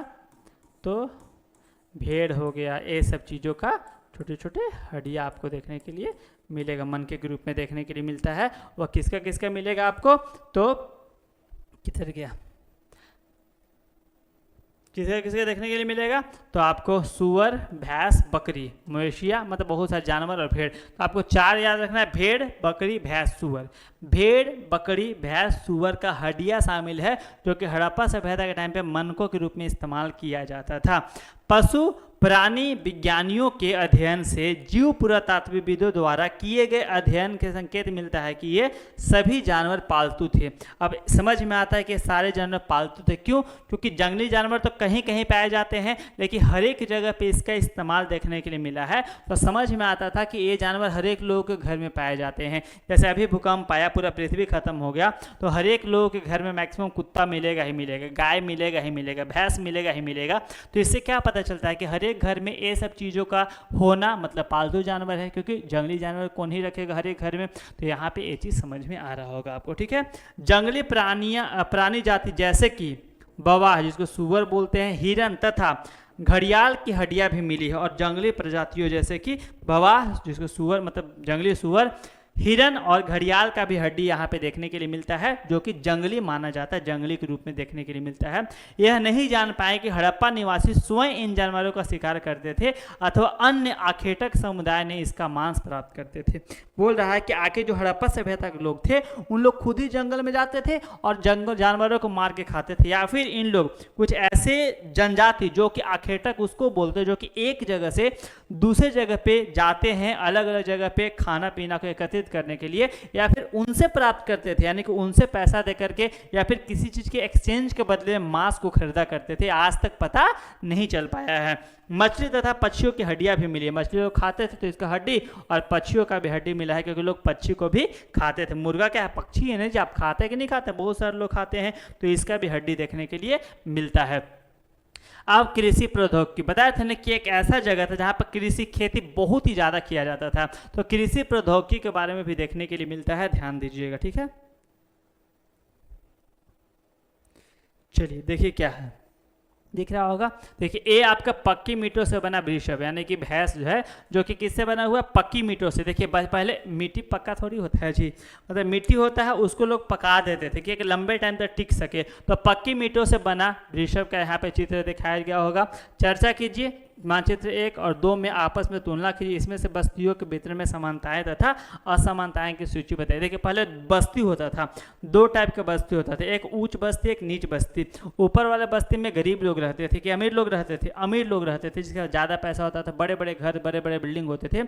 और जो नीच बस्ती होता था, वहाँ पे छोटे छोटे लोग रहते थे और बहुत ज़्यादा क्राउडेड मात्रा में देखने के लिए मिलता था। देखिए ध्यान से, हालांकि अनाज के दानों से कृषि के संकेत मिलते हैं। अब देखिए इतना सारा जौ, गेहूं, चावल, ये सब का अनाज का दाना मिला था, तो उसे समझ में तो आता है ना कि वहाँ पे खेती हो रहा हो कि नहीं हो रहा होगा। हाँ सर, जब मिला है तो खेती तो हो ही रहा होगा, ये तो कॉमन सेंस का चीज़ है। तो जब खेती हो रहा है तो पर वास्तविक कृषि विधियों के विषय में स्पष्ट जानकारी मिलना कठिन है। लेकिन वास्तविक में कृषि की विधि क्या था? जैसे अभी कृषि करने का तरीका अलग होता है, तो उस टाइम पे कृषि करने का विधि क्या था? बैल का इस्तेमाल करते थे, भैंस का, गाय का, खुद से करते थे। कैसे खेत को जोतते थे, पानी कैसे डालते थे, वह सारे चीज़ों के बारे में जानकारी नहीं मिला है। क्या जूते हुए खेतों में बीजों की छिड़काव किया जाता था? मुहरों पर किए गए रेखांकन और मुन मूर्तियों पर सुझाव करते थे कि कृषि के विषय में जानकारी थी। और इस अध्ययन पर, इस आधार पर पुरातत्वविद यह मानते हैं कि खेती जोतने के लिए बैलों का प्रयोग होता है। तो जब इतना सारा चीज़ देखा, मुहर पे देखा कि अलग अलग भैंस बैल का चित्र बना हुआ है, तो ये सब चीज़ों को देखने के बाद समझ में आया कि ये कहीं ना कहीं उनके लाइफ में बहुत इंपॉर्टेंट रोल निभा रहा था। तो जब बहुत इंपॉर्टेंट रोल निभा रहा था, इसका सिंपल मतलब था कि वहाँ पर इसका इस्तेमाल ज़्यादा हो रहा है और लोग डिपेंडेंट है, तो हो सकता है कि खेती करने के लिए बैल और भैंसों का इस्तेमाल किया जाता था, क्योंकि हर जगह पर रेखांकित था। और जितना भी इतिहासकार थे वह सारे चीज़ों का समझने के बाद एक निर्णय पे पहुंचते हैं कि कहीं ना कहीं जानवरों का इम्पोर्टेंट रोल था, इम्पोर्टेंट रोल को इस्तेमाल किया जाता था, ठीक है। साथ ही चोलिस्तान के कई स्थान और बनवाली हरियाणा से मिट्टी से बने हल के प्रतिरूप मिले हैं। और मिट्टी से बना वो हल, हल क्या होता है? खेत जोतने के लिए एक इंस्ट्रूमेंट होता है, उसी को हल बोलते हैं। क्या बोलते हैं? हल। हल क्या होता है? एक लकड़ी होता है बाबू, ऐसे देखिए, ऐसे लकड़ी होगा और यहाँ पे, ठीक है ना, ठीक है, ऐसे बना हुआ होता है जो कि खेत को जोतने का काम आता है। खेत को जोतने के लिए हल लगा हुआ रहता है, तो ये हल होता है, तो हल का इस्तेमाल किया जाता था, ध्यान रखिएगा, ठीक है। तो साथ में जो प्रारंभिक हड़प्पा स्तरों नामक स्थान जुते हुए खेत का साक्ष्य मिलता है, तो प्रारंभिक हड़प्पा स्तर से संबंधित है। इस खेत में हल खींचने के दो समूह एक दूसरे को समकोण पर काटते हुए दिखाए गए हैं, जो साक्ष्य दर्शाते कि एक साथ दो अलग अलग फसलों की उगाई जाती थी। और साथ में क्या हुआ है कि एक ही खेत में समकोण काटा हुआ है, यानी कि एक खेत है सपोज कीजिए, तो इस खेत में बीच से या फिर समकोण ऐसे खेत को डिवाइड किया जाता था, जिससे पता चलता है कि एक ही खेत में दो टाइप का खेती करते थे, यानी कि लोग अपने नीड के अनुसार से दो चीज़ों का खेती किया करते थे। क्या कहते हैं? दो चीज़ों की खेती किया करते थे। ठीक है, तो ये चीज़ यहाँ पे ऐसी चीज़ देखने की, मेरा बहुत मस्त राइटिंग अथी, क्या बोलते हैं उसको, राइटिंग तो छोड़ दीजिए, ठीक है ना, लेकिन क्या बोलते हैं जो आपका फिगर है वो भी बहुत मस्त बनाते हैं, नहीं देख लीजिए। ठीक है, इसीलिए हमको मना किया गया कि नहीं बनाना, इतना अच्छा पिक्चर उतना बच्चा सीख जाएगा, लेकिन हमको तो सिखाना है नहीं, इसलिए तो आए हैं। ठीक है, तो देखिए, तो इस तरीक़ा से दो समकोण तरीक़ा से मतलब 90 डिग्री पे आप ऐसे काट लीजिए, ज़्यादा दिक्कत है। 90 डिग्री आपको नहीं समझ, 90 डिग्री पे काटा हुआ रहता है, जिससे समझ में आता है कि दो खेती एक ही खेत में किया जाता था और हल का इस्तेमाल करके, बैलों का इस्तेमाल करके किया जाता था। यहाँ तक आपको समझ में आ गया हो, कोई दिक्कत यहाँ तक नहीं होगा। ठीक है, आगे देखिए, जितना भी पुरातत्वविद हैं ने फसलों की कटाई के लिए प्रयुक्त औजार की पहचान की और प्रयास भी किया, मतलब औजार के पहचानने का प्रयास किया, यानी बहुत सारा वहाँ पे औजार मिला। अब उस औजारों को देख करके जितना भी पुरातत्वविद थे उन लोग सोचे कि इसका इस्तेमाल क्यों किया जा रहा होगा, क्योंकि फसल तैयार हो रहा है तो फसल को काटने से याद है, नहीं आपका भी तो कटा था नहीं, लेकिन क्या कीजिएगा सर, उसमें तो कोई हथियार ही इस्तेमाल नहीं हुआ था, नहीं उसमें सिर्फ जुबान इस्तेमाल हुआ था और वही जुबान तो हथियार बन गया था, नहीं। लेकिन यहाँ पे सिंपल बताया जा रहा है कि उस टाइम के लोग क्या करते थे, कुछ ना कुछ हथियार का इस्तेमाल तो कर रहे हो काटने के लिए, तो जो काटने के लिए हथियार का इस्तेमाल कर रहे हैं तो वही औजार को खोज रहे थे पुरातत्वविद और उनको मिल नहीं रहा था। हसिया प्रस्तर के फलकों का प्रयोग करते थे, या फिर वे धातु के औजार, जो हथिया नहीं हसिया है, क्या है, हसिया है, किसका इस्तेमाल होता था बाबू, हसिया का इस्तेमाल होता था। क्या होता है, हसिया, हसिया यानी कि एक लकड़ी होता है, क्या होता है, ऐसे एक लकड़ी बना हुआ रहता है, ठीक है, ऐसे, और इसके बाहर ऐसे मुड़ा हुआ रहता है, देखिए ऐसे, इसी को हम लोग क्या बोलते हैं, हसिया बोलते हैं। क्या बोलते हैं, हसिया। तो हसिया का इस्तेमाल किया जाता था किसके लिए, काटने के लिए। तो क्या वो मिले हैं या नहीं मिले, उसके साक्ष्य के बारे में जानकारी इकट्ठा करने लगे। फिर वे धातु के औजार का प्रयोग करते थे, या फिर धातु के औजार का, क्योंकि बिना धातु के तो बनेगा नहीं, तो क्या उस टाइम के लोग धातु के बारे में जान चुके थे कि धातु का प्रयोग करते थे या नहीं करते, तो उसके बारे में भी जानकारी जुटाना शुरू किए लोग। लेकिन पूरा कंफर्म पूरी तरीक़ा से सेटिस्फाई नहीं हो पाए और ना ही पूरी तरीक़ा से उसके बारे में उन लोगों को पता चल पाया। ध्यान रखिए, कोई दिक्कत यहाँ तक नहीं सर। अधिकांश हड़प्पा स्थल अर्ध शुष्क क्षेत्र में स्थित है, यानी कि अर्ध शुष्क क्षेत्र उस क्षेत्र को बोलते हैं जहाँ पे ना तो ज़्यादा पानी है ना ही ज़्यादा मौसम खराब है, यानी कि ना ही ज़्यादा पानी है और ना ही ज़्यादा गर्मी है, वहाँ पे देखने के लिए मिलते हैं। जहाँ संभवतः कृषि के लिए सिंचाई की आवश्यकता पड़ती होगी, यानी कि ऐसे जगह है जहाँ पे जहाँ पे ज़्यादा पानी है और ना ही ज़्यादा गर्मी है, तो कहीं ना कहीं खेती में पानी तो देना है, तो खेती में पानी देने के लिए किसका इस्तेमाल किया जाता था बाबू, तो अशुष्क जगह था, तो माना जाता है कृषि किए होंगे तो उन लोगों को पानी देने के लिए कुछ ना कुछ तरीका तो इस्तेमाल करते होंगे, पानी देते होंगे, सिंचाई करते होंगे। अफगानिस्तान में क्या है, सोंटूगई नामक सुरतगई होगा, ठीक है,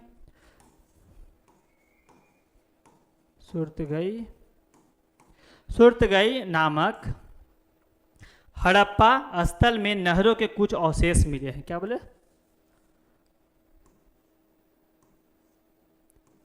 क्या हो रहा है जी, ठीक है। यहाँ पे भी आपको क्या देखने के लिए मिलेगा, कुछ ना कुछ सिंचाई की आवश्यकता पड़ती होगी और इसके बारे में जानकारी यहाँ पे मिलता है।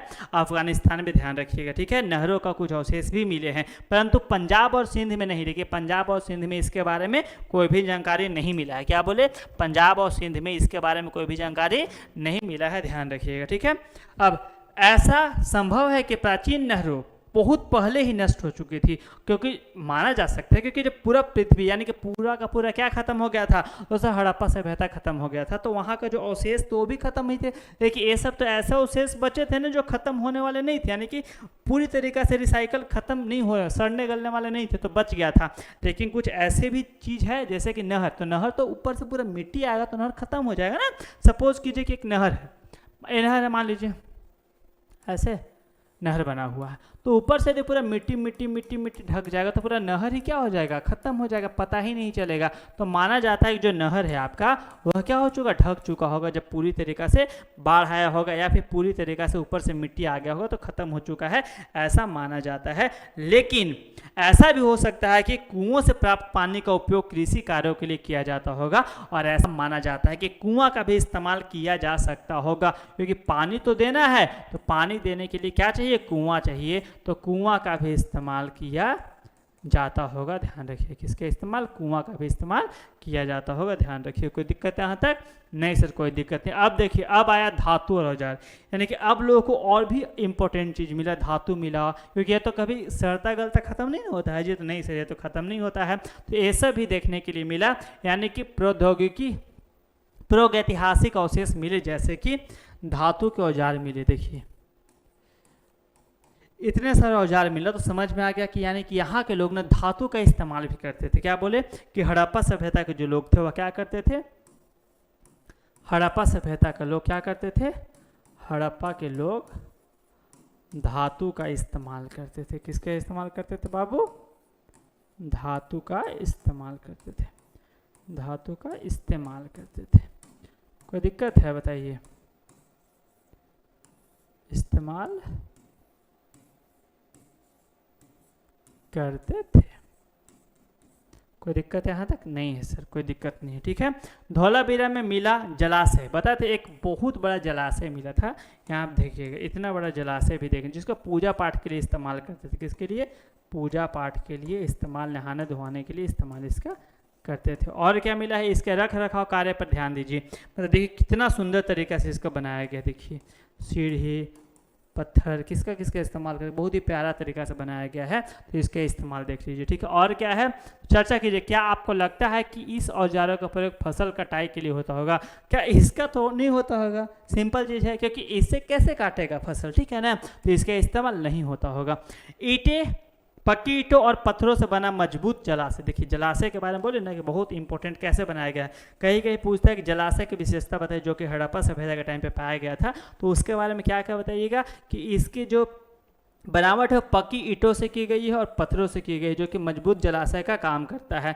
सीढ़ियों की व्यवस्था पानी तक पहुंचने की सफाई के लिए, यानी कि सीढ़ी की व्यवस्था है कि पानी के पहुंचने के लिए सफाई से आप पहुंच सकते हैं, पानी गंदा ना होगा, आराम से इस्तेमाल करके बाहर निकल सकते हैं।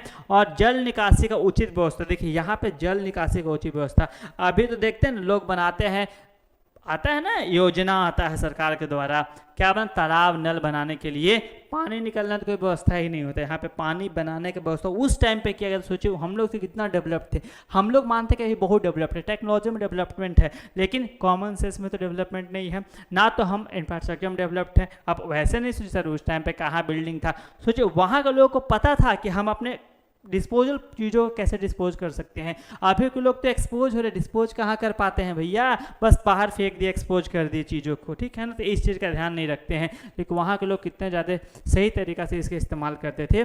जल निकासी की उचित व्यवस्था था, और यह दर्शाता है कि लोग जल संचय और उसके रख रखाव का ज्ञान था। उस टाइम पे लोगों को पता था कि कैसे हमको अपने जल का रख रखाव करना है, यानी कि लोग क्या जानते थे, जल का रख रखाव जानते थे, जल का संरक्षण जानते थे। लेकिन आज के लोगों को जल का संरक्षण नहीं पता है, जल का संरक्षण नहीं पता है, ध्यान रखिएगा।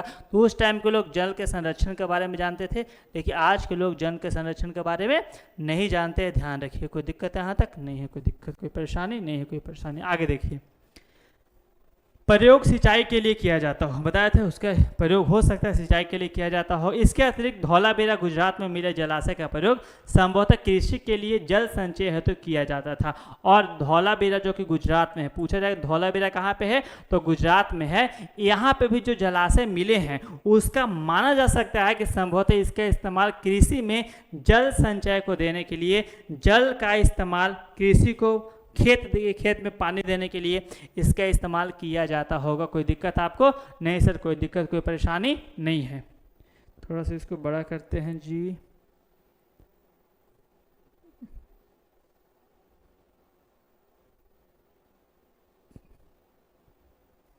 दिख रहा है ना, दिख रहा होगा, चलिए देखिए।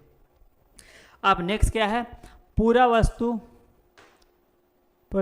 की पहचान कैसे की जाती है। अब देखिए, पुराना चीज़ मिल गया, अब उसका लोग कैसे पता करें क्या है क्या नहीं है। देखिए, किससे बना हुआ तो पता चल जाएगा, ठीक है। क्यों बना है शायद वो भी पता चल जाए, लेकिन आखिर बहुत सारा ऐसा चीज़ था कि उसका इस्तेमाल कब हुआ था, कैसे हुआ था, वो समझ में नहीं आ रहा था।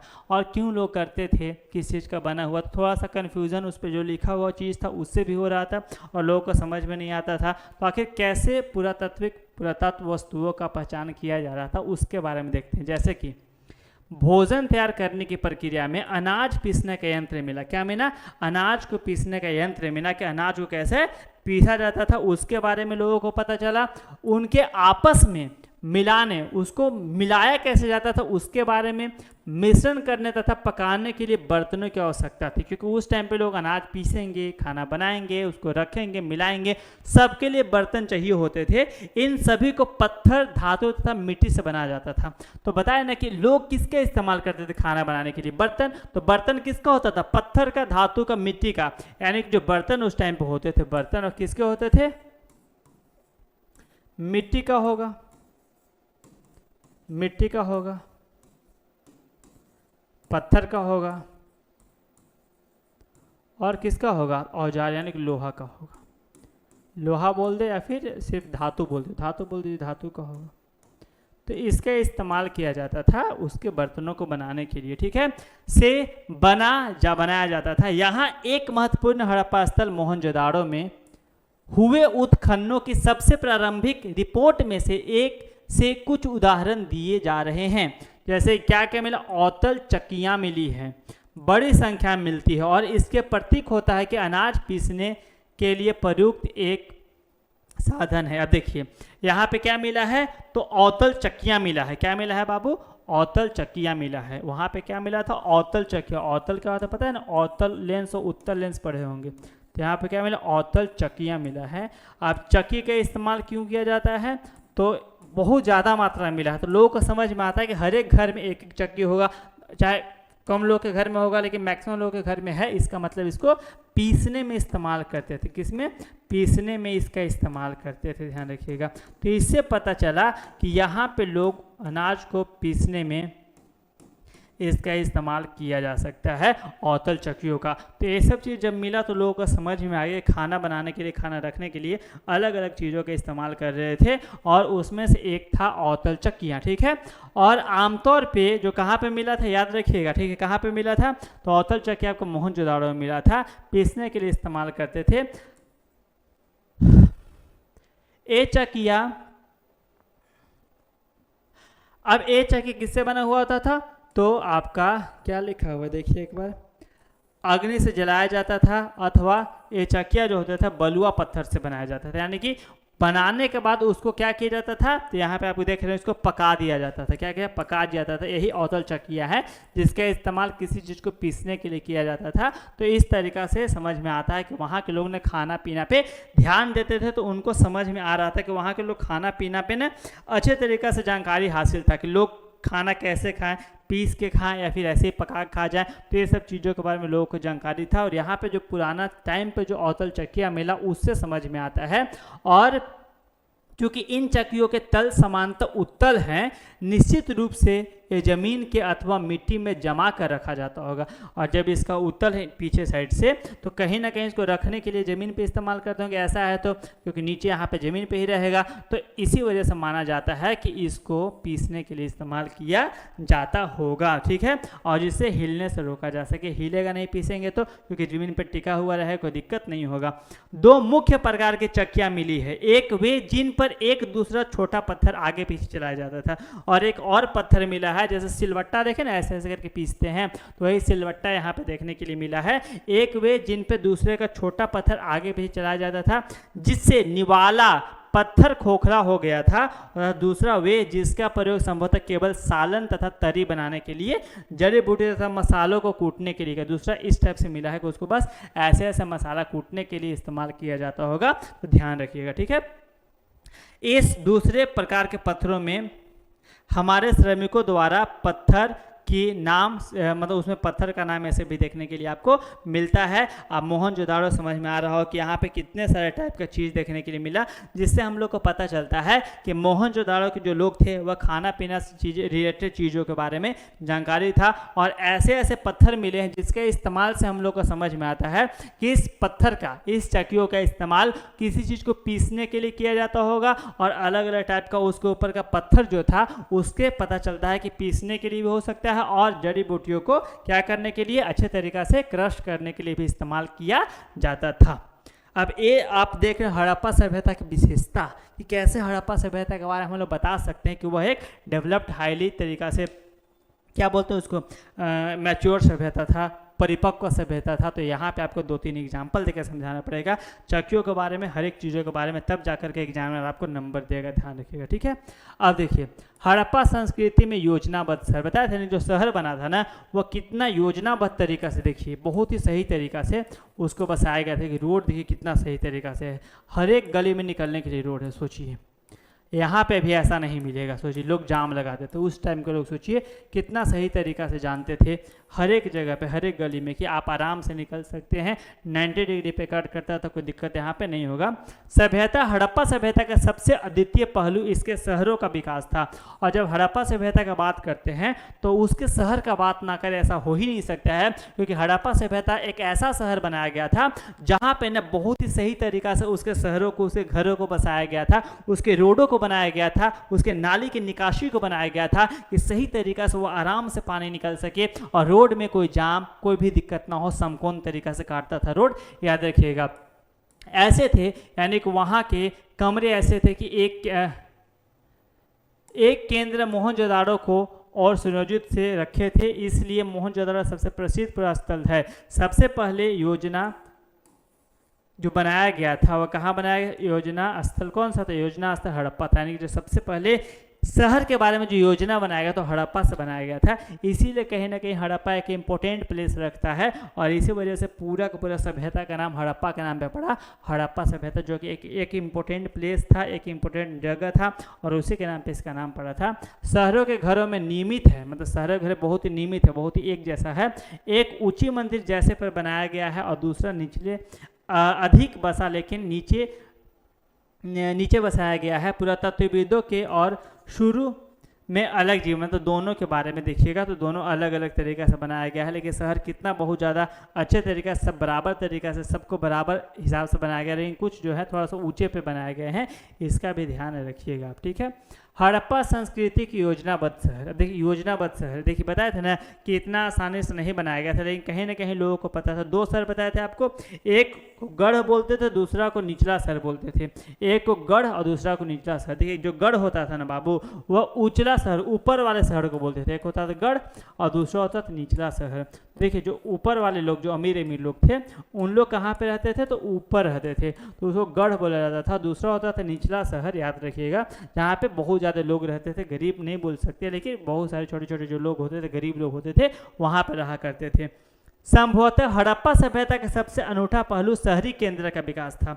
देखिए जो सबसे इंपॉर्टेंट चीज़ के बारे में जब बात करते हैं हड़प्पा सभ्यता का, तो पता है शहरीकरण, जो विशेष करके जब उसका डेवलपमेंट हुआ ना, किस तरीका से किया गया, वहाँ का घर कैसा था, वहाँ का रोड कैसा था, वहाँ का नाली कैसा था, वहाँ के रहन सहन कैसा था, वहाँ का ट्रेड केंद्र कैसा था, वहाँ का पानी निकासी का तरीका कैसा था, यही सब चीज़ें तो स्पेशल बनाती है उसको कि किस तरीके से हड़प्पा सभ्यता का विकास किया गया था। और मोहनजोदाड़ो का एक इम्पोर्टेंट केंद्र भी माना जाता था, और ऐसे ही एक केंद्र मोहनजोदाड़ो को और सभ्यता से देखते हैं, यानी कि यहाँ पे हम लोग इस सभ्यता से यहाँ पे देखने के लिए मिलता है। हालांकि मोहनजोदाड़ो सबसे प्रसिद्ध स्थल है, मोहनजोदाड़ो सबसे पुराना है, सबसे पहले खोजा गया स्थल हड़प्पा था, लेकिन जो सबसे पहले खोजा गया स्थल था वो कौन सा, हड़प्पा था। इसीलिए उस सभ्यता को हड़प्पा काल सभ्यता भी बोलते हैं, या फिर आपको कौन सा सभ्यता बोलते हैं, तो मोहनजोदाड़ो सभ्यता ही बोलते हैं, लेकिन हड़प्पा सभ्यता सबसे पुराना था, इसीलिए इसका नाम हड़प्पा सभ्यता के रूप में देखने के लिए मिलता है। बस्ती 2 भागों में विभाजित है, बस्ती जो था 2 तरीका से 2 भागों में, एक ऊपर एक नीचे, एक छोटा लेकिन ऊंचाई पर बना था, एक छोटा जहाँ पे कम लोग थे लेकिन ऊंचाई पर बना था, और दूसरा कहीं अधिक बड़ा लेकिन नीचे बनाया गया था। पुरातत्वविदों का मत है कि ऊंचे भाग पर गढ़ और निचले भाग को निचला शहर कहा जाता था, और पुरातत्वविद मानते हैं कि ऊपर का जो शहर था उसको उसको क्या बोला जाता था, तो गढ़ बोला जाता था। और जो नीचे का शहर था बाबू उसको क्या बोला जाता था, तो आपका निचला शहर बोला जाता था। ये मेनली पुरातत्वविदों का मानना था। ठीक है, यहाँ पे देखिए दुर्ग ऊंचा का शहर था और नक्शे पर रोमन लिपि में अक्षर उन विभिन्न परिस्थितियों के नाम का संकेत करते हैं जिन्होंने मोहनजोदड़ो के विभिन्न क्षेत्रों में खुदाई करवाए हैं। तो ये लोग अलग अलग तरीका से शहर को डिवाइड किया यहाँ पे देखने के लिए। सीसी क्षेत्र हो गया, एल क्षेत्र हो गया, REM क्षेत्र हो गया, पूरा स्तर यहाँ पे दुर्ग के सारा दिया हुआ है। पूरा स्थल 3 कुछ लोग यहाँ पे भी देखने के लिए मिलेगा। बाकी निचला शहर में DKG उत्तरी हिस्सा, DKG दक्षिणी हिस्सा, BMA क्षेत्र, ऐसे सारा क्षेत्र का नाम दिया गया। जो पुरातत्वविद थे इसका नाम खोजे थे ना, वही अपने नाम पे इसका नाम रख दिए हैं, ध्यान रखिएगा। तो इस तरीक़ा से आपको अलग अलग शहर देखने के लिए, यह बहुत बड़ा था। लेकिन ये जब बात करते हैं हम लोग दुर्ग का तो छोटा था, याद रखिएगा। यहाँ पे कम लोग रहते थे, समझ में आ रहा होगा, कोई दिक्कत नहीं होगा। आगे देखिए, चाक चौबंद ऊंचाई का क्रमशः वृद्धि है। देखिए चाक चौबंद चारों तरफ से सही तरीके से बनाया गया था। ठीक है, यानी कि इन हे क्रमशः दुर्ग और निचला शहर का नाम दिया गया। दुर्ग की ऊंचाई का कारण यह था कि यहाँ की संरचना कच्ची ईंटों से चबूतरों पर बना था। लेकिन दुर्ग का ऊंचाई का कारण यह था कि यहाँ का जो संरचना था ना, कच्ची ईंटों के चबूतरों पे बना था, दुर्ग की दीवार से घेरा गया था, जिसका अर्थ है कि इसे निचले शहर का अलग किया गया था। अब देखिए, एक शहर को बनाया गया तो वहाँ पे कुछ नहीं किया गया। एक शहर मान लीजिए घर ऐसे बनाया गया, मान लीजिए घर बनाया गया तो इसको कुछ नहीं किया गया।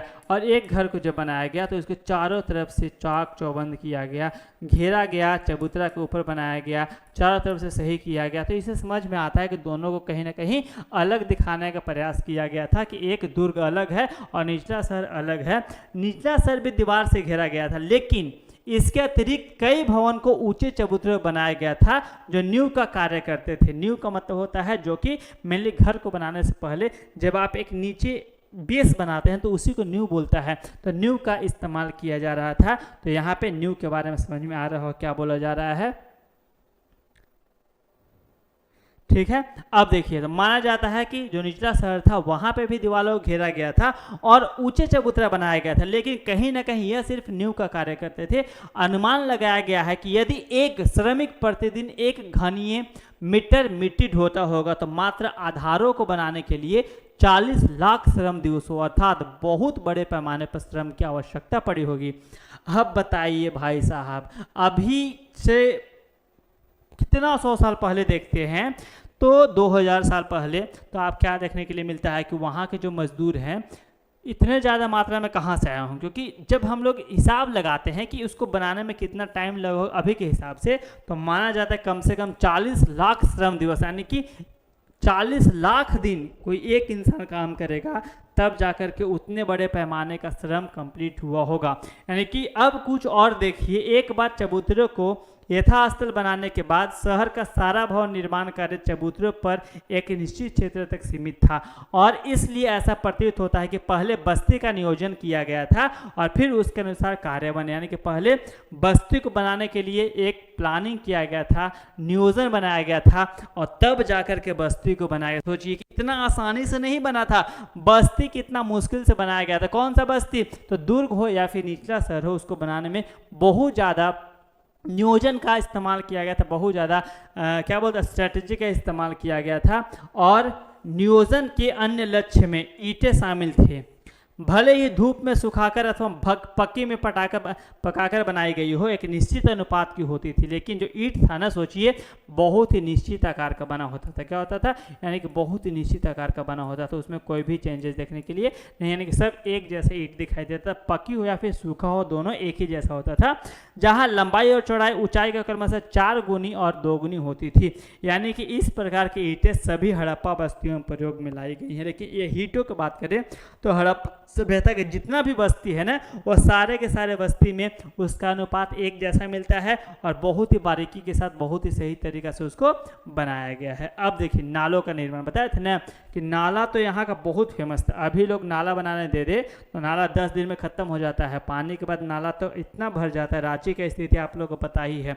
लेकिन यहाँ पे देखिए तो नालों का निर्माण किया गया था। इतना योजनाबद्ध तरीके से, जो पहले से बताते आ रहे हैं कि नाला तो वहाँ का आउटस्टैंडिंग था, मतलब पानी एकदम सट से बाहर निकल जाता था, कितना भी पानी तेज आए कुछ भी आए कोई फर्क नहीं पड़ता है। वहाँ पे कचरा को डिस्पोज करने का तरीका बहुत बेहतरीन किया गया था। देखिए, हड़प्पा सभ्यता की सबसे अनूठी विशेषता में से एक योजनाबद्ध नियोजित जल निकासी प्रणाली थी, यानी कि जल को निकासी करने का सबसे इंपॉर्टेंट योजनाबद्ध तरीका से इसको निकाला जाता था। यदि आप निचले शहर के नक्शे में देखें तो आप यह जान पाएंगे कि सड़कों तथा गलियों को लगभग एक ग्रिड पद्धति में बनाया गया था और ये एक दूसरे को समकोण पे काटती थी। ऐसा प्रतीत होता है कि पहले नलियों के साथ गलियों को बनाया गया था और फिर उसके अगल बगल आवासों का निर्माण किया गया था। यदि घर में गंदे पानी को गलियों को नलियों से जोड़ना था तो प्रत्येक घर को कम से कम एक दीवार और गली से सटा होना आवश्यक था। क्या बोले, आपको समझ में आया? नहीं आया सर? तो देखिए, बोला गया कि यदि जितने भी घर का हम ध्यान से देखें, एक घर, दो घर, ऐसा लगता है कि पहले नली बनाया गया था। पहले क्या बनाया था? नली बनाया गया था।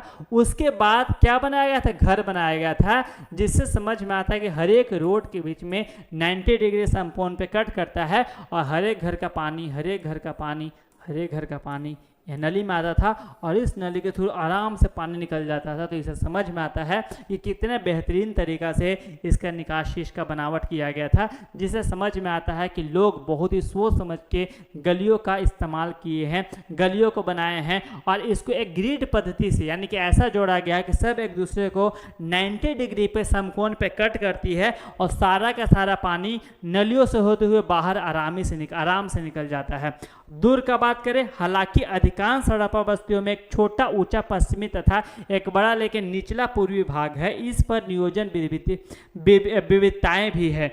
धौलावीरा तथा लोथल गुजरात जैसे स्थलों पर पूरी बस्तियां किलेबंद थी। वही जब हम लोग बात करते हैं धौलावीरा का और जब बात करते हैं लोथल यानी गुजरात का, तो वहाँ पे स्थलों पे आप जब जाते हैं ना बाबू, तो आपको समझ में आता है कि पूरा बस्ती किलेबंद था, यानी कि बस्ती के चारों बड़े बड़े किले बनाए गए थे, जो कि उस बस्ती को मेनली क्या करते थे? बचाने का काम करते थे, उसको रोकने का काम करते थे। यदि कोई उस पर कंकर करने आता है, कोई उस पर हमला करने आए तो, तथा शहरी के कई हिस्सों भी दीवारों से घेर कर अलग अलग किए गए थे और शहर के बहुत सारे ऐसे हिस्से थे जिसको क्या किया गया था? अलग अलग किया गया था, घेर करके उसको अलग अलग रखा गया था। लोथल में दुर्ग दीवार से घिरा तो नहीं था, पर कुछ ऊंचाई पर बना था। जब लोथल का बात करते हैं तो जो वहाँ का दुर्ग दीवार था, यानी कि ऊंचले स्तर का दीवार था, उसको घेरा तो नहीं गया था, उसको चारों तरफ से किला बंद तो नहीं किया गया था, लेकिन कहीं ना कहीं ऐसा लगता है कि उसको ऊंचाई पे बनाया गया था, किसी न किसी से बचाने के लिए ही। ध्यान रखिएगा। आगे देखिए, हड़प्पा की बुद्धवेगा क्या होता है? देखिए, सिंपल समझिए। हड़प्पा सबसे ऊंचे खंड पर स्थित है। मतलब हड़प्पा सबसे ऊपर जगह पे था, जहाँ पे पानी आता था, निकल जाता था और उसको इस तरीके से डिजाइन किया गया था, इस तरीके से बनाया गया था कि वहाँ पे कोई भी दिक्कत ना हो। देखिए, इसको बोलते हैं बुद्धवेगा, इसको ड्रेन बोलते हैं, यानी कि यहाँ से पानी निकलता, ड्रेनेज पता है ना आपको, तो कि एक नाली और इसके पिछला प्रवेश द्वार का। अभी देखिए, अभी ड्रेनेज सिस्टम रांची का कितना गंदा है सोचिए, और उस टाइम के लोग अभी से 2000 साल पहले सोचिए कितना, माथा पकड़ लीजिएगा, कितना शानदार तरीका से बनाया था। देखिए, अभी लोग नहीं बना सकते हैं। तो बुद्धवेगा का मतलब ड्रेन होता है, जिसके द्वारा पानी एक जगह से बाहर निकलता है। हड़प्पा सबसे ऊंचे खंड पर स्थित था। इसमें रेत तूफानों वालों ने पूरी तरह से नष्ट कर दिया था, यानी रेत आया, तूफान आया, इसको पूरी तरीके से समाप्त कर दिया था। 1875 में डी मार्शल सुपरिटेंडेंट सर्वेक्षण के पहले जनरल अलेक्जेंडर कनिंघम, ध्यान रखिएगा, जो सबसे पहले हमारे देश में एक्सकेवेशन हो रहा था, यानी खुदाई हो रहा था, तो उसके जो हेड थे, यानी कि हमारा डिपार्टमेंट के, उसका नाम था अलेक्जेंडर कनिंघम। उन्होंने रिचर्ड टेम्पलमेंट, चार्ल्स मासन आदि ने लगा जब हड़प्पा से निकट आए कि प्राचीन समय से मार्ग मिट्टी का धारा नालियों 100 फीट लंबे तथा लगभग के बीच में दीवारों के बीच टूटे मिलने के लिए पर्याप्त, यानी कि इस तरीके से बनाया गया था कि सारा का सारा नली एक जगह मिल जाए और वहां से एक लंबा ड्रेन बनाया गया था, एक लंबा बुद्धवेगा बनाया गया था, जिससे क्या निकल जाए? सारा का सारा पानी निकल जाए। इस प्रकार हम स्थल की कई प्राचीन संरचनाएं नष्ट कर दी गई है। इसके निर्माण गोबर मिश्रित ईंटों लेकर स्वीकृत है, यानी कि ऐसे बहुत सारे स्थान हैं जो प्राचीन टाइम पे थे, उसका संरचना खत्म कर दिया गया, समाप्त कर दिया गया है, लेकिन फिर भी कुछ ऐसे जगह है जो कि गोबर मिश्रित यानी गोबर से बनाया गया था, ईंटों से, और स्तरीकृत था यानी कि स्तरीकृत भी किया गया था। हड़प्पा की बुद्धगया सबसे पहले खोजा गया स्थल था। इसे ईंटें चुनने वाले ने बुरी तरह से नष्ट कर दिया था। देखिए बताया ना कि पाकिस्तान के आसपास था, पाकिस्तान के लोगों को पता ही है, वहाँ के लोग ना पुरातात्विक चीज़ों का उतना ध्यान नहीं रखते हैं। तो जितने भी आसपास के लोग थे, जब उन लोगों को पता चला कि यहाँ से पुराना ईंटें निकला 2000 साल पहले, तो लोग ज़बरदस्ती जा करके ईंटों को चुराना शुरू कर दिए, और जिससे पूरी तरीक़ा से ख़राब हो चुका है, ख़त्म हो। देख नहीं रहे हैं कि कैसे सारा ईंटा निकाल दिया गया है। तो ईंटा को निकाल दिया गया था। सोचिए कि जो उन लोग सोचा कि जो ईंटा 2000 साल पहले से है, तो सोचिए पाकिस्तान में कितना साल तक उसको बचा के रख लेगा। इसी वजह से सब निकाल के लेके चल गया, और पूरा का पूरा हड़प्पा सभ्यता का जो बुद्धगया था उसको नष्ट कर दिया। 1875 में ही भारतीय पुरातात्विक सर्वेक्षण के पहले जनरल अलेक्जेंडर कर्मिंघम जो थे, बताए थे कि वही पहले जनरल थे जो कि हमारे पुरातात्विक सर्वेक्षण के हेड थे, जिन्होंने सामान्यतः भारतीय पुरातत्व का जनक भी कहा जाता है, और ने लिखा कि प्राचीन स्थल से ले गई सारी ईंटों की मात्रा लगभग 100 मील लंबी प्राचीन तथा मुल्तीन के बीच की रेल पटरी के लिए ईंटें बिछाने के लिए प्राप्त थी। यानी कि 100 मील, समझ में, 1 मील का तो 1.6 किलोमीटर होता है, यानी कि 160 किलोमीटर, क्या बोले 160 किलोमीटर लंबा रोड बनाने के लिए पर्याप्त था। इतना ईंट वहां से गायब किया गया, सोच लीजिए। तो कितना ज़्यादा ईंटों का इस्तेमाल किया जाता था, कब? तो जब हड़प्पा सभ्यता डेवलप्ड हो रहा था, उस टाइम का बात किया जा रहा है। अब गृह स्थापत्य, अब क्या है? गृह स्थापत्य, यानी कि आपको घर के बारे में कि वहाँ के जो लोग थे अधिकांशतः क्या क्या करते थे, किस तरीक़ा से घर बनाते थे, यहाँ पे आपको दिख रहा होगा, ठीक है ना। अब तक खोजी गई प्राचीनतम प्रणालियाँ, फिर क्या है? दुर्ग, जो कि बड़ा शहर था, फिर यहाँ शहर का पिक्चर है, फिर उसके बाद उसी के बारे में है, और लास्ट में आपका ये है। चलिए ज़्यादा तो है नहीं, खत्म हो ही जाएगा, तो 10 मिनट के चलते रुकने का कोई मतलब नहीं बनता। देखिए अब क्या था गृह स्थापत्य, घर कैसे बनाया जाता था। तो मोहनजोदाड़ो का निचला शहर आवासीय भवनों के उदाहरण प्रस्तुत करता था। जो उसका निचला शहर था ना, एक बहुत ही आवासीय भवन के उदाहरण का रूप में प्रस्तुत करता था। इसमें से कई एक आंगन पर केंद्रित थे, और कई ऐसे घर थे जो एक आंगन पे ही केंद्रित थे, और जिसके चारों ओर कमरे बने थे, यानी कि एक बीच में आंगन था और उसके चारों तरफ क्या बना हुआ था? कमरा। जैसे मान लीजिए कि एक आंगन हो गया और उसके चारों तरफ छोटा छोटा छोटा छोटा ऐसे कमरा बना हुआ था। तो इस तरीके से सारा का सारा बना हुआ था, याद रखिएगा। निचला शहर का बात हो रहा है। संभवतः आंगन खाना पकाने और कटाई करने जैसी गतिविधियों का केंद्र था, यानी कि वहाँ पे कुछ ना कुछ एक्स्ट्रा एक्टिविटी होता था, खाना बनाना, कटाई करना, यानी कि सूत काटना, ये सब होता था। खास तौर पर गर्म और शुष्क मौसम में, खास तौर पर अभी भी देखते होंगे जब गर्म मौसम आता है तो हर एक घर में क्या रहता है? छत रहता है, या फिर हर एक घर में आंगन रहता है, तो लोग आंगन में ही बेड बिछा के सो जाते हैं, तो उसी का इस्तेमाल किया जाता होगा। और यहाँ का एक अन्य रोचक पहलू लोगों द्वारा अपनी एकांतता को देने जाने वाले महत्व था, यानी कि लोग ये भी मानते थे कि लोग जब एकांत हो जाते हैं अकेले, तो वहीं पे बैठ कर अपना टाइम व्यतीत करते थे। और भूमि तल पर बनी दीवारों में खिड़कियां नहीं है। जो भूमि तल पे जमीन पे बना हुआ था घर, उस पे कोई भी दीवार पे खिड़की नहीं था। इसमें अतिरिक्त मुख्य द्वार के आंतरिक भाग तथा आंगन का सीधा अवलोकन नहीं होता था, यानी कि आप नीचे भूमि पर बने हुए तल से देखते थे तो कोई भी खिड़की नहीं मिलता था, आप डायरेक्ट दीवार को नहीं देख सकते थे, डायरेक्ट आंगन को नहीं देख सकते थे, डायरेक्ट वहाँ पे आँख नहीं जाता था। हर घर का ईंटों में फर्श से बना था, यानी कि उसका जो जमीन का नीचे का फर्श होता था ना, वह ईंटों का बना हुआ था। सोचिए कितना ज़्यादा डेवलप था उन लोग। और स्नाना घर होता था, हर एक घर में एक स्नाना घर होता, अपना एक स्नाना घर। अभी भी देखें ना, गाँव के ऐसे बहुत सारे गाँव जहाँ पे बाथरूम नहीं मिलेंगे, लेकिन उस टाइम के लोग 2000 साल पहले लोगों के पास क्या था? तो बाथरूम खुद का था, स्नाना घर खुद का था, जिसमें नालियाँ दीवारों के मध्य से सड़क की नालियों से जुड़ी हुई थी। और उसका नालियाँ जो मध्य का, जो रोड का बीच का बताया ना कैसे जुड़ा हुआ होता, तो वहां पर जाकर के नली निकलता था और वहां पे जुड़ जाता था। और कुछ घरों से में दूसरे तल या छत पर जाने हेतु बनाई गई सीढ़ियां का अवशेष मिलता है। कुछ घरों में तो ये भी देखने के लिए मिलता है कि वहां पे 2 ताला पर चढ़ने के लिए, यानी कि जो डबल मंजिला घर होते थे, वहां पे चढ़ने के लिए सीढ़ियों का भी अवशेष देखने के लिए मिलता। सोचिए कई आवासों में कुएं थे और कई ऐसे घर थे जहां पे कुआं देखने के लिए मिलता है। अधिकांशतः एक ऐसे कक्ष में बनाए गए थे जिसमें बाहर से जाना जा सकता था, यानी बाहर से भी आ जा सकते थे, जिसका प्रयोग संभवतः राहगीरों द्वारा किया जाता था।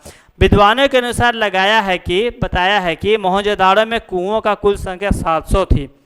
ध्यान रखिएगा, मोहनजोदाड़ो में कुल 700 मात्रा में, कितना, 700 कुआं देखने के लिए मिलता है। देखिए ऐसे घर बनाया जाता था, ये आंगन होता था और यहाँ पे घर होता था। देखिए आंगन, घर, इस तरीके पशुओं का जगह था। तो किस तरीका से लोग अपने घर को बनाते थे, किस तरीके से डिजाइन करते थे, वो यहाँ पे आपको देखने के लिए मिल रहा होगा। आंगन खाना पकाने और कटाई करने जैसे गतिविधियों का केंद्र था। खास तौर पे गर्म और शुष्क मौसम में भूमि तल पर बनी दीवारों में खिड़कियां नहीं होती थी। हर घर का प्रवेश द्वार आंगन के फर्श से, आंगन कहाँ है, 2 सीढ़ियाँ कहाँ थे, सब समझ में आ रहा होगा आपको। ये सारा का सारा देखिएगा तो आपको पता चल जाएगा, समझ में आ जाएगा, कोई दिक्कत नहीं होगा।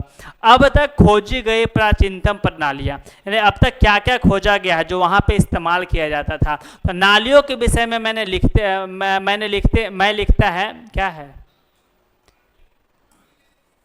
पुरातत्वविद लिख दीजिए ना,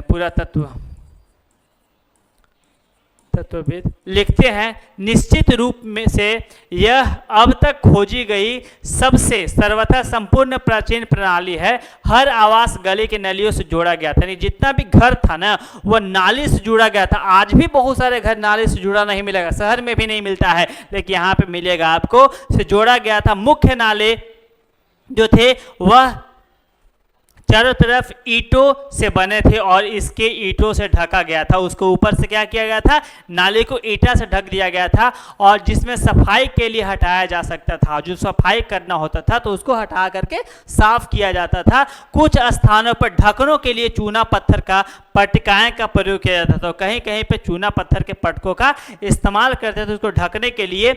नालियाँ एक ऐसी ही बहुत ऐसी ही समूह कुंड में खाली होती थी जिसमें ठोस पदार्थ जमा हो जाता था और गंदा पानी गली के नालियों में बह जाता था। और जैसे आप खाना उन बनाते हैं तो कुछ ना कुछ ठोस पदार्थ छोड़ देते हैं, तो वह कहीं ना कहीं गड्ढा में जाकर के शामिल हो जाता था, जमा हो जाता था, और फिर वहाँ से उसको साफ करके हटा दिया जाता था और पानी वैसे ही गंदा निकलते रहता था। बहुत लंबे नालियों में कुछ अवरोधों पर सफाई के लिए सीढ़ियाँ बनी थी, और कहीं कहीं जब नाली जब गहरा होता था, बड़ा होता था, तो वहाँ पे क्या बनाया जाता था, सीढ़ी भी बनाया जाता, लोग सीढ़ी से उतर करके वहां पे गंदगी को साफ कर सके और फिर से सुचारू रूप से पानी निकलते जा सके। ठीक है, यह प्रणाली का एक अद्भुत है कि नस्ते नुक्ता मुद्रता, कोई गंध और प्रेस का दर्शन की झलक, मतलब कुछ भी दिखाई नहीं देता था, ना गंध न गंदगी, कुछ भी नहीं। नाले को अच्छे तरीके से साफ किया जाता था और उसको हमेशा से हटा करके अच्छे तरीक़े से साफ किया जाता था, याद रखिएगा। ठीक है, ये सब देखने के लिए मिलता है किस तरीक़े से वहाँ पे घरों का निर्माण, नालियों का निर्माण, और किस तरीक़े से वहाँ पे छोटी बस्तियों और बड़ी बस्तियों को अलग अलग ईंटों के साथ उसका निर्माण किया गया था, अलग अलग चीज़ों के साथ उसको देखा गया था।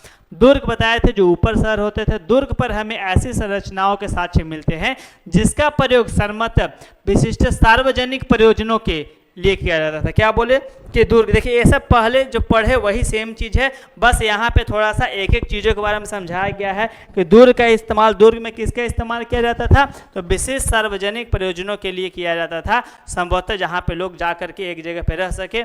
इसमें से एक माल गोदाम, यानी कि एक ऐसी विशाल संरचना जिसमें ईंटों से केवल निचले हिस्सों शेष थे, यानी सिर्फ और सिर्फ यहाँ पे निचले हिस्सा में बनाया गया था, जबकि ऊपरी हिस्से जो संभवतः लकड़ी से बने थे, और जो ऊपर का हिस्सा था वो लकड़ी से बनाया गया था, नीचे का हिस्सा किससे बनाया गया था, तो आपका ईंट से बनाया गया था। बहुत पहले ही नष्ट हो गए थे और विशाल स्नानागार सम्मिलित थे। और बताया था कि एक इम्पोर्टेंट चीज़ होता है, इसको हम लोग विशाल स्नानागार बोलते हैं, तो विशाल स्नानागार भी बनाया गया था, इसका ध्यान रखिएगा। कहाँ पे, तो दुर्ग में। कहाँ पे, दुर्ग में। कोई दिक्कत है, यहाँ तक दिक्कत नहीं होना चाहिए। ठीक है, नेक्स्ट देखिए, ये दुर्ग का है, ठीक है ना, किस तरीके से स्नानागार कतार मंदिर जो अलग अलग चीज़ है यहाँ पे बनाया गया था। पिक्चर देखिएगा, ज़्यादा इंपॉर्टेंट नहीं है, हर एक चीज़ यहाँ पे देखने के लिए मिलेगा, ध्यान रखिएगा। चलिए, विशाल स्नानागार सम्मिलित थे। विशाल स्नानागार आंगन में बना एक आयताकार जलाशय था, यानी कि कैसा बना हुआ होता था, इस तरीक़ा से ऐसे आयताकार बना हुआ रहता था आंगन में, और जो चारों ओर से एक गलियारों से घिरा हुआ था, चारों तरफ से गलियारा था, गली से घिरा हुआ था। जलाशय के तल तक जाने के लिए इसके ऊपरी और दक्षिणी भाग में 2 सीढ़ियां बनी थी, और इसको नीचे ऊपर जाने के लिए क्या बना हुआ था, सीढ़ी भी बना हुआ था। क्या बना हुआ था, तो सीढ़ी भी बना हुआ था, यानी कि जो जलाशय था उसके चारों तरफ गली बना हुआ था, गली बना हुआ था, गली बना हुआ था, ठीक है। अब नीचे उतरने के लिए सीढ़ी भी बना हुआ था। क्या बना हुआ था, सीढ़ी बना हुआ था। क्या बना हुआ था, सीढ़ी बना हुआ था। याद रखिए, इतना अच्छे तरीके से इसको डिज़ाइन किया गया था, इतने अच्छे तरीके से इसको बनाया गया था, ठीक है। इसके तीनों ओर कक्ष बने हुए थे, जिसमें से एक में एक बड़ा कुआं था, एक में बड़ा कुआं था। जलाशय से पानी एक बड़े नालों में बह जाता था। इसके उत्तर में एक गली के दूसरी ओर एक अपेक्षाकृत छोटी संरचना थी, जिसमें 8 स्नानाघर बनाए गए थे। और क्या बोले, एक छोटी संरचना में 8 स्नानाघर, छोटे छोटे स्नान करने के लिए घर बनाए गए थे। एक गलियारों के दोनों ओर 4-4 स्नानाघर बने थे। प्रत्येक स्नानाघर से नलिया गलियारा के साथ साथ बने एक नाले में मिलती थी, यानी कि जो गंदा पानी होता था वो नाला में बह जाता था। और इस संरचना का अनोखापन तथा दुर्ग क्षेत्र में कई विशिष्ट संरचनाओं के साथ इसके मिलने से इस बात का स्पष्ट संकेत मिलता है कि उस टाइम पे हड़प्पा सभ्यता कितना ज़्यादा परिपक्व सभ्यता था, और अपने चीज़ों को, नालियों में गंदगी को किस तरीक़े से डिस्पोज करते थे, वो सारे चीज़ों के बारे में जानकारी मिलता है कि जितना भी गंदगी निकलने का जगह था वो सब चीज़ों को किससे ढक दिया गया था, तो नलियों से ढक दिया था। किससे ढक गया था, नलियों से कनेक्ट किया गया था, नलियों से जोड़ दिया गया था। और दूर का नक्शा आपको दिखा दिया गया है, रेखांकित जो कुआं और गणनागर स्थलों के बीच क्या संबंध होंगे, इसका निष्कर्ष आपको निकालना है कि किस तरीक़े से एक दूसरे से मिलते थे। यह मोहनजोदाड़ो में एक बड़े आवास का सम्मिलित आरेवन है। कमरा नंबर 6 में एक कुआं था, यानी कि आपको अलग अलग जगह पे कुआं भी देखने के लिए मिलेगा, ध्यान रखिएगा। यानी कि यहाँ पे देखिए विशाल आंगन है, यहाँ पे महाविद्यालय है, यहाँ पे शास्त्रागार है, यहाँ पे खोदी गई गहरी खाई है, नगर क्षेत्र है, यहाँ पे कमरा दिखाई दे रहा होगा, यहाँ पे जैन मंदिर द्वारा खोदा गया कुआं है। यहाँ पे अलग अलग चीज़ आपको देखने के लिए मिलेगा, जो कि एक दुर्ग वाले एरिया में आपको देखने के लिए मिल रहा होगा।